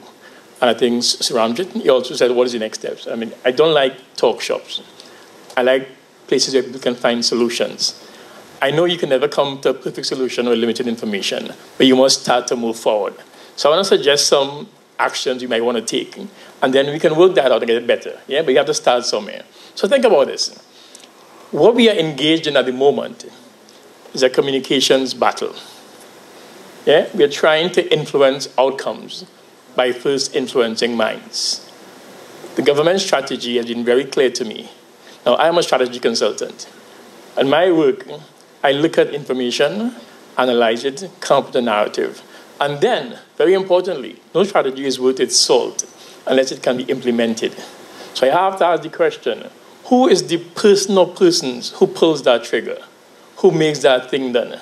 So if I do a really nice analysis and put it on a shelf, and that person never sees it, or never reads it, or never understands it, it's wasted. So then I have to ask the question, what is the motivator for that person to want to take the action that I want to see? And I have to craft my story to show how that motivation, that incentive, reaches that person. But more important than that, who is the person or entity that person trusts that can deliver that message? So I may be the academic, the analyst, but that person doesn't know me, doesn't trust me. So you have to get that thought process of our communication. And Denise knows this. Yeah? This is not about just putting a message out there. It's getting the message to the right person in the right way. Yeah? Now, how do we do that? What are the things, the incentives for decision makers? Now, here's how the strategies work. Again, from my view as an analyst, and I'm also a geologist, so I'm very comfortable picking up pieces of information with big gaps between them and making analysis and coming up with a story. I understand that that may not be the full story, but I'm happy starting that discussion, so I'm doing that here.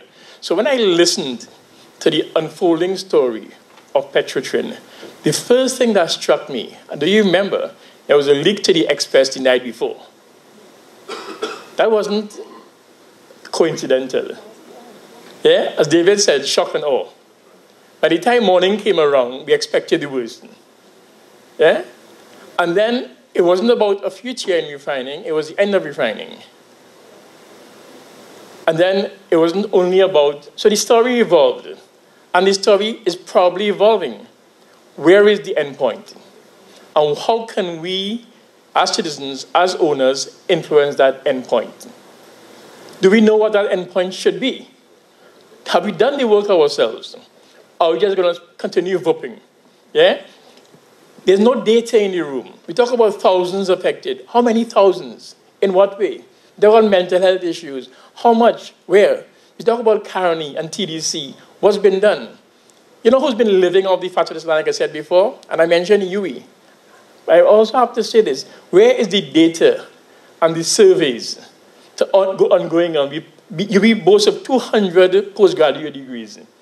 How many people are those that are collecting data? And where are the people who are going to get impacted by this? The Manufacturers Association won't be able to sell as much, the members won't be able to sell as much goods. The Chambers of Commerce, the Bankers Association, the Insurance Association, these people will be impacted. Are they funding any surveys? Are they spending any money? Are they engaging in this conversation? Do they belong to Trinidad and Tobago or just benefit from the fact? So let's call them out. You know, when Trevor Bobson was chairman of Petrotrin, I remember I went to him because we worked together in the ministry. And I trying to tell Trevor what to do. He said, Tony, you know, your problem is this, You're always swimming upstream. You must learn from time to time to sit on the bank, get your strength, watch how the stream flowing, and then go back in the water and take the least part of resistance. And I've done that. But you know what I realized? Most people just sit on the side and wait. Nobody wants to swim upstream. You know, but it's difficult to do that if you haven't got ammunition to fight with. Yeah? So we have to do the work. Yeah? How do we do that work? what is the information out there? We had good pieces today, yeah, about the cost, the financial aspects, about the bitumen, about the cost of lifting. We heard all these questions asked, right? Where are the answers for that? Who's collecting the information? Who's analyzing it? Who's creating the narratives to feed into the population conversation? Okay? And ask this, who is making the final decision? We think we know. What influences those decision-making? You think it's 100 technocrats sitting in a room? Or 5,000 voters in a constituency? What is the impact? How do those people get engaged? How do we come across as trustworthy? I sat on a forum at the Lord Best Institute with Union and in Petrotrin. And what I said then, I still hold true, is that neither entity was held in a high position in the country. There wasn't a lot of love for the country for either of those. Like it or not, that was the sense in the country. How is the union and the industry and those impacted changing that impression? What are you doing to bring the country and the people on your side? If you want to win them over, they have to earn your trust. Yeah? So we have a lot of work to do, but we have to do it. Each of us. It comes back to a culture change. The culture of sitting on the sidelines, watching the river flow by, is what got us where we are. Some of us have to swim upstream. Some of us have to put nation before self. All of us have benefited from state patronage, from free education, healthcare, fuel subsidies, businesses. Most of the businesses benefit from the state, so nobody wants to talk out. And the culture is, if you talk out, you're opposed. You're not seen as being constructive. Yeah? And a part of that, sadly, is how we talk. David is a luminary in the way to talk to people who you disagree with. We speak softly and don't disrespect anybody. And our politics, unfortunately, is one of aggressive, confrontational behavior. That's what our leaders do. We are taught that leaders set culture. If our leaders use violent language, what do our children use? Why do guns or knives come out so quickly? We don't disagree well, So we have to change our behaviors, all of us. We have to set examples. Now, one of the most transformational activities in this country in my lifetime was an advertising campaign called Make Charlie Mad. Does anybody remember that? Yeah? Pat Bishop understood where the access for change was. It wasn't with the adults. It wasn't with those who are setting the ways. It's in those who are formulating culture. And she went straight to the children. Yeah. Nobody's doing that. Or anything about national ownership, about the cultural behaviors. We're trying to fix it up. That's not going to work. So we have to be thoughtful in how we solve this country's problems. The good news is that we have an access. This Petrotrin issue has raised national awareness significantly. How do we ride that wave? How do we capture that? We have to be thoughtful and we have to go after it. There's a saying, and I get it wrong, never let a good crisis go to waste. Yeah? Let's capture the moment, people. Thanks. And thank you very much for those comments. Gregory Fernandez, the chairman of MSJ, is going to give the closing remarks, or thank you rather, and so on. I just wanted to say one or two things without speaking too long. The danger is that you give a trade unionist and a politician a microphone, and they speak for a long time. And of course, I'm both, right? Well, retired trade unionist. So let me just say that, and I think what we heard at the end there was critical from all three of our panelists, and that really is that this Petrotrin issue is much more than just the workers, the company, the oil industry. It really goes to the heart of what kind of Trinidad and Tobago do we wish to have. And then he said it, that there was a vision of independence, Dr. Williams and that generation provided, well, I was in Jamaica, so it was the Norman Manleys and so on that provided me as a young person with that sense of an idea going forward. But Dr. Williams, for all his flaws, and I could critique him for hours and hours and so on, did have a vision about independence to the first stage of being a republic. And what is happening now is really a repudiation of that vision of Trinidad and Tobago. It's a complete repudiation. Not just in terms of whether we have a state company or not have a state company. That's a symptomatic or an example of the debate. But it really is about what kind of society do we wish to have. Do we wish to have a society where it is really one where every man and woman has to fend for themselves and the devil takes the hindmost? Because that is really what is being implied in this decision when you get a Mr. Espinay saying that all he's concerned about, he doesn't care about emotions, therefore he doesn't care about people because there's only people who have emotions, right? All he cares about are the accounting numbers. So it is not even, and even those accounting numbers, as we have heard from Shariba and Carolyn, he's gotten wrong. But he's only concerned about the numbers. So there is no concern about people. And I'm an economist, but I am an economist who really is focused on political economy. So that the issues of the macroeconomic stuff and so on, I interpret in terms of the policy decisions that get made and what are the implications of those policy decisions for the country's development, which really means the development of our people in a sustainable way. And what this decision is saying is that we have to have a Trinidad and Tobago where the state is not going to have responsibility for the well-being and welfare of the citizens of the country. That essentially is what it is. And philosophically, we have to push that back. And that is where I think we appeal to the rest of the country to understand that after Petrotrin, it will be Tech and WASA and so on. But the implications of all of that are that prices, Sharon, will go up because prices, once we're importing fuel, the government cannot delay the payment of subsidy, which happens between NP and Petrotrin right now, because the government doesn't pay NP the subsidy right away, so Petrotrin doesn't get it from the government right away, because the government's position is, well, that is part of the cash flow thing. So if it's the left hand or the right hand, it's all within the state sector, so we don't mind. So the reality is, the question was asked, so as of March 2017, I don't have the 2018 figures, the government owed Petrotrin $1.8 billion in outstanding subsidies and so on, and the Petrotrin owed $3.1 billion in taxes.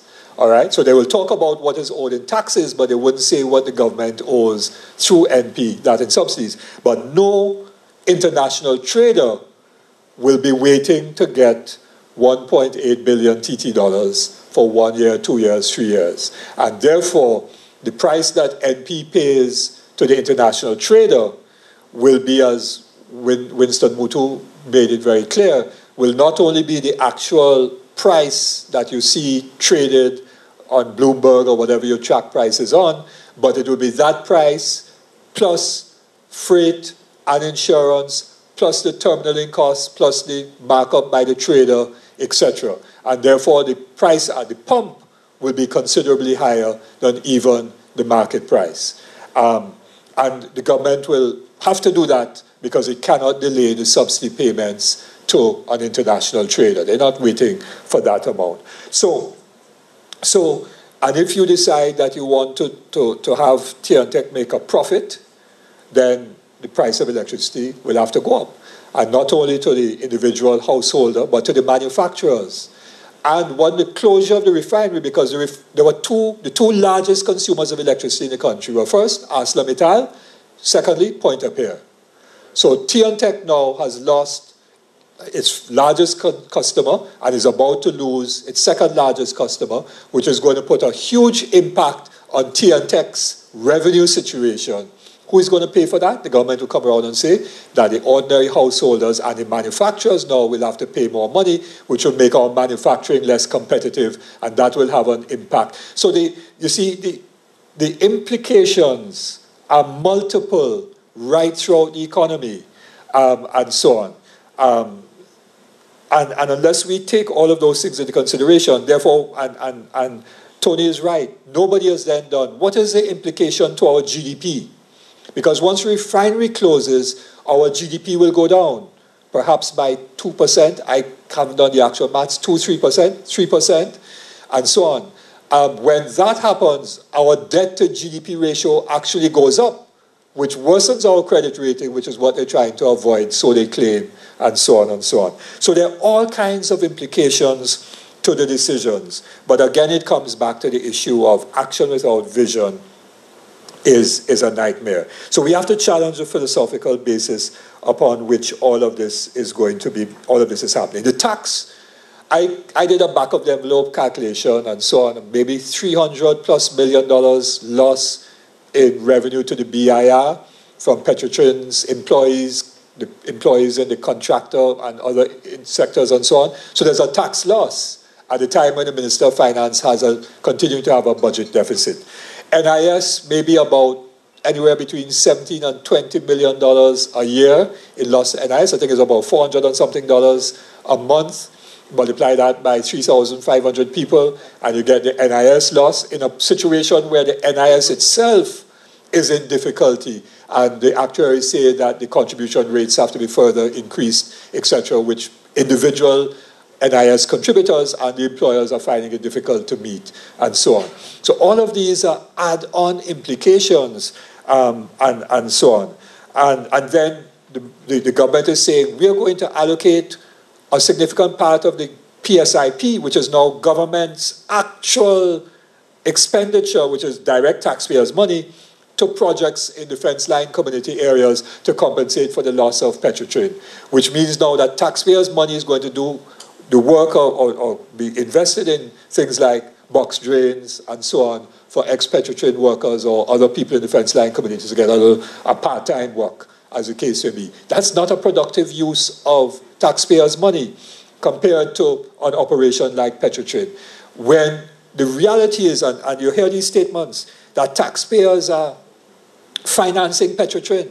I want to say it again, not a cent of taxpayers' money is actually going from the consolidated fund into Petrotrin. Not a cent is actually going into Petrotrin. Now, one could argue that Petrotrin not paying its taxes is depriving the taxpayer of benefits, which is true. But, and if Tony didn't get into that, the multinational companies with the transfer pricing, and if you look at the IMF Article 4 consultation report, which I read yesterday evening, because I have to speak about it on the budget tomorrow, they're saying the transfer pricing issue with respect to the multinationals over our gas is costing us tens of billions, well, they didn't say tens of billions, I'm now saying tens of billions of dollars, right?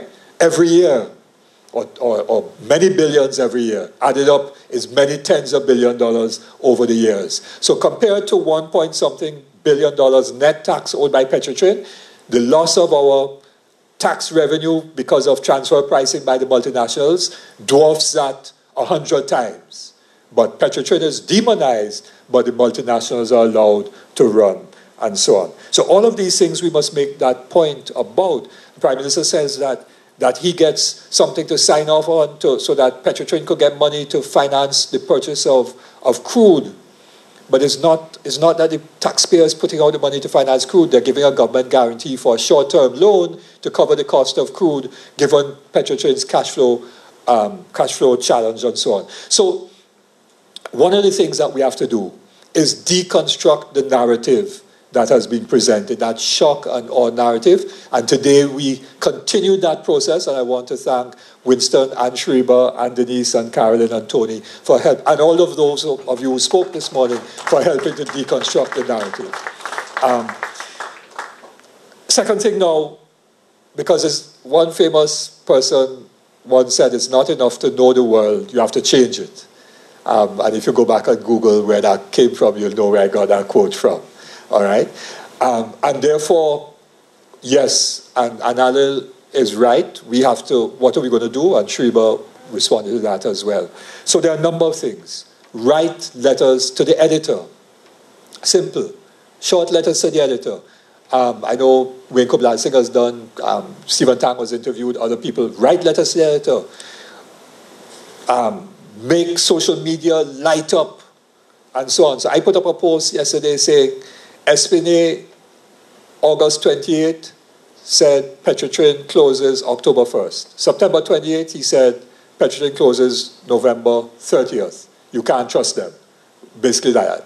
And somebody then put a long post saying, well, I can't trust the union because this, that, and the other. Well, I'm not going to really respond to that. But we need to be putting out our narrative out there, whatever spheres that we have, put it out there on social media, because the more people who are made aware, the better it is.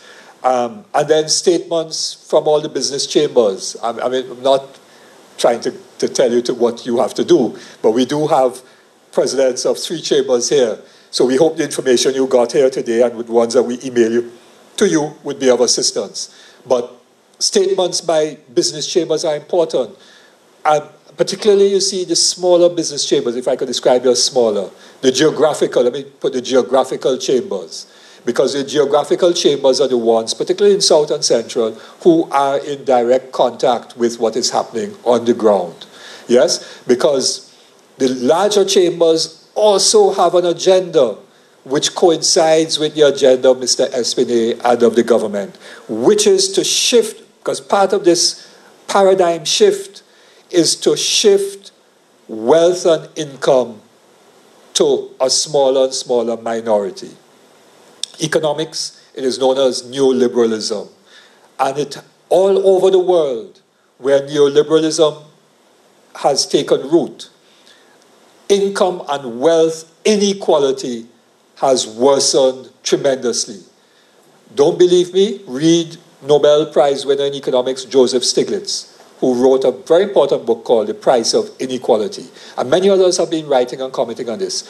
Even people like Bill Gates and Warren Buffett and others, who are the richest men in the world, have said that inequality is going to cause Western liberal capitalism to run into such a huge crisis that it could collapse. So they don't want it to collapse. So they say we have to reduce inequality. They say we have to raise taxes on the wealthy and on corporations, etc., redistribute, and so on. So there's what this is a redistribution of wealth, because somebody will get that refinery. Somebody will get the producing fees, because as they say, they require $6 billion to invest in the new EMP. So it's either they borrow it or they get foreign capital to come in, and so on. The union's proposal is a joint venture arrangement with production sharing, where no loss of asset ownership will take place, and the joint venture partner will be paid in oil, which increased oil will come to the refinery to add value for Trinidad and Tobago, which is a different model, and so on. So it is a huge issue about shifting wealth and income, and therefore the geographical chambers making statements, getting your members aware is very important, I think, to help to get the government to change its position. And then, ultimately, because Tony is right, there are a few of us who went out. The very same night of the announcement, I was on CNC3. Very first night, right? Because I knew, not just because I came from the union for so many years, but because I knew this decision was a bad decision. From all my understanding, I was on the Lashley committee, I'd gone through all the data, knew it was a bad decision, and so on. So that same night I was on, and have been on consistently. Carolyn, to her credit, and I want to her credit, came out very, very early in raising questions and opposing it, and that's very important. And so we have to put our physical bodies on the line. The late Henry Hudson Phillips, Carl Hudson Phillips' father, Grenadian born, very Afro-Caribbean and so on in his looks, very black, but spoke with an English accent out of Oxford. though I don't think he ever went to Oxford because he was a solicitor, was once reported to have said, probably jokingly, when he was in the war, instead of saying, who goes there, which is, what a sentry would do, who goes there?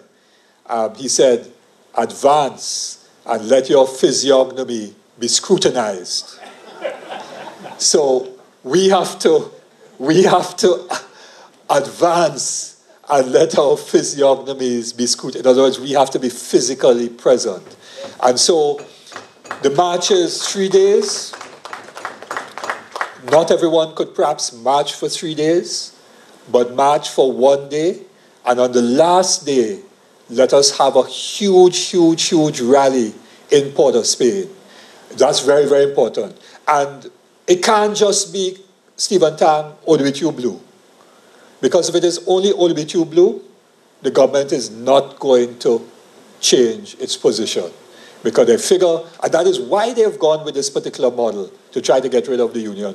So it has to be now thousands of other people who are concerned citizens, like many of us here in this room and so on, who are coming out. Credit union members, whether you belong to the credit unions like Antilles, Palo Seco, TechU, Trintoc, and so on, Penal, and so on, or whether it is the entire league now comes out, Joe, in the way that you came out outside the parliament on the issue of the legislation, because you're right, it's now wanting to shift power from credit unions to other institutions, and so on. So we need to have the people, which is where Tony started, the owners of the asset, coming out in a very powerful way. So those are some of the things that we can do, and to find, whether it's running an ad on Facebook, paid for an ad in the newspapers so people see it, and so on, budget commentaries, every avenue that is possible to say no to this con job, we have to do that as individual citizens. That now is our responsibility. And my responsibility has ended. I've gone over time. And let me just ask Gregory Fernandez, the chair of the MSJ, to close by thanking everyone. Good afternoon, everyone. I want to, first of all, I want everybody to appreciate the contribution that Cara Sweets has actually made to this event, right? We have gotten use of this place without charge, and this would have normally been at a breakfast, but the room and the cameras and so on, right? They contributed that to the event, so we want to thank them very much. To the speakers who contributed significantly to the debate here this afternoon, I want to thank, first of all, Tony Paul.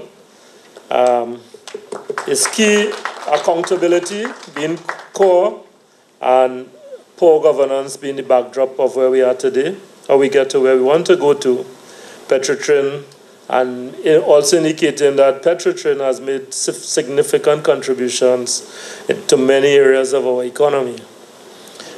So I want to thank Tony again for that great comments, those great comments he made. And then I want to move on to Ms. Sipasad Bechan, the leader of the Congress of the People.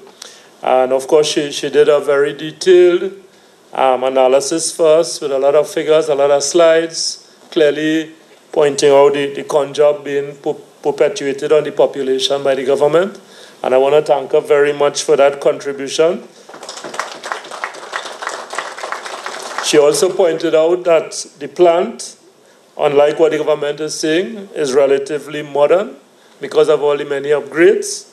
And that when we look at the figures, earnings before interest and taxes, that the EBTA, as they call it, the plant is actually generating positive EBTA, which is a very important thing in business. All right? Transparent for all of us and for those who have been following online. So that was a very great contribution, and we look forward to her support in fighting this closure of Petrotrin. Thank you very much. Ms. Deming, Ms. Deming made it clear that the youth, if they close Petrotrin, have little to look forward to, given no cocoa, no citrus, no sugar, no oil. Right? So those were the bases of Trinidad. And we just have gas now. But gas is something that would also end. And if we don't really have anything to offer the youths, we are inviting a lot more chaos in the society. Because I could imagine youths in South and Central, where Petrotrin would have been a big icon for them to look forward to. You know, people would be looking at where their future might lie, and now they're seeing a complete wasteland, right, from Central right down to Point 14. So the stimulation of youth and youth interest in the society, I think she brought that out. And that we have not learned the lessons from the previous history of industry closure in Trinidad. Right? So I want to thank Ms. Deming for her contribution to that social debate.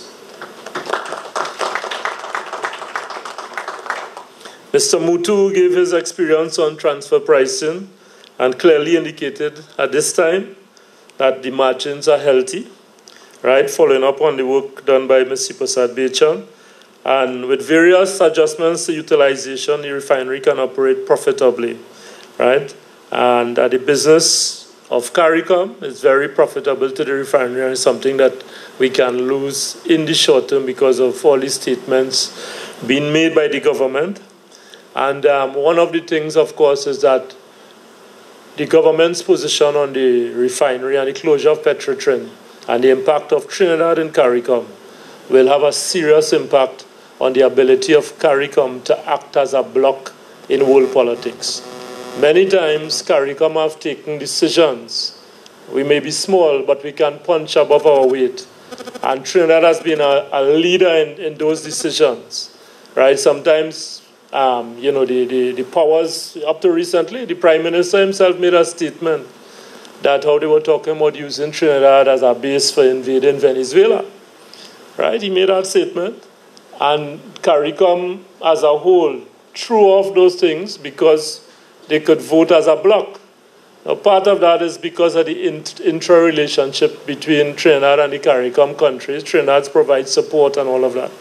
If that position of Trinidad goes away and people are now just trading directly with companies outside of the region and that whole Caribbean, you're going to see a whole completely different level of politics happening in the Caribbean and the impact on things happening on the world stage, right? So we have to look not just simply at, you know, Trinidad's economic influence, but also the influence on the politics of the Caribbean that this decision will also impact on. It's a lot bigger than people understand. So I just wanted to add that to the point. And then Shriba, I didn't get her full name. Shiva Ali Rajak, right? She did a very, very good job. And, you know, basically brought home the point that this whole upstream thing that the government has been talking about is highly risky.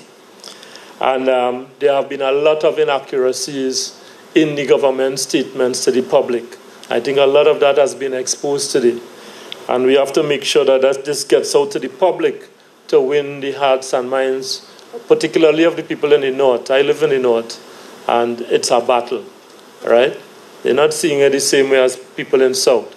And a lot of it has to do with the information that is being fed, right? So getting this information out properly will help win hearts and minds, which is very important in pushing back against this, all right? So there were other speakers who made contributions, and I want to thank all of them from the different chambers and so on. I want to thank all the members of the trade unions who came out, of the credit unions, right, of MSJ members and others, the press that was here even though they left early, right, and other social representatives and activists and so on. I want to thank all of them for coming out today. They have contributed tremendously to this debate. You all have spent over 4 hours here. And I think that is a reflection of how serious this issue is and how everybody thinks about it. Right?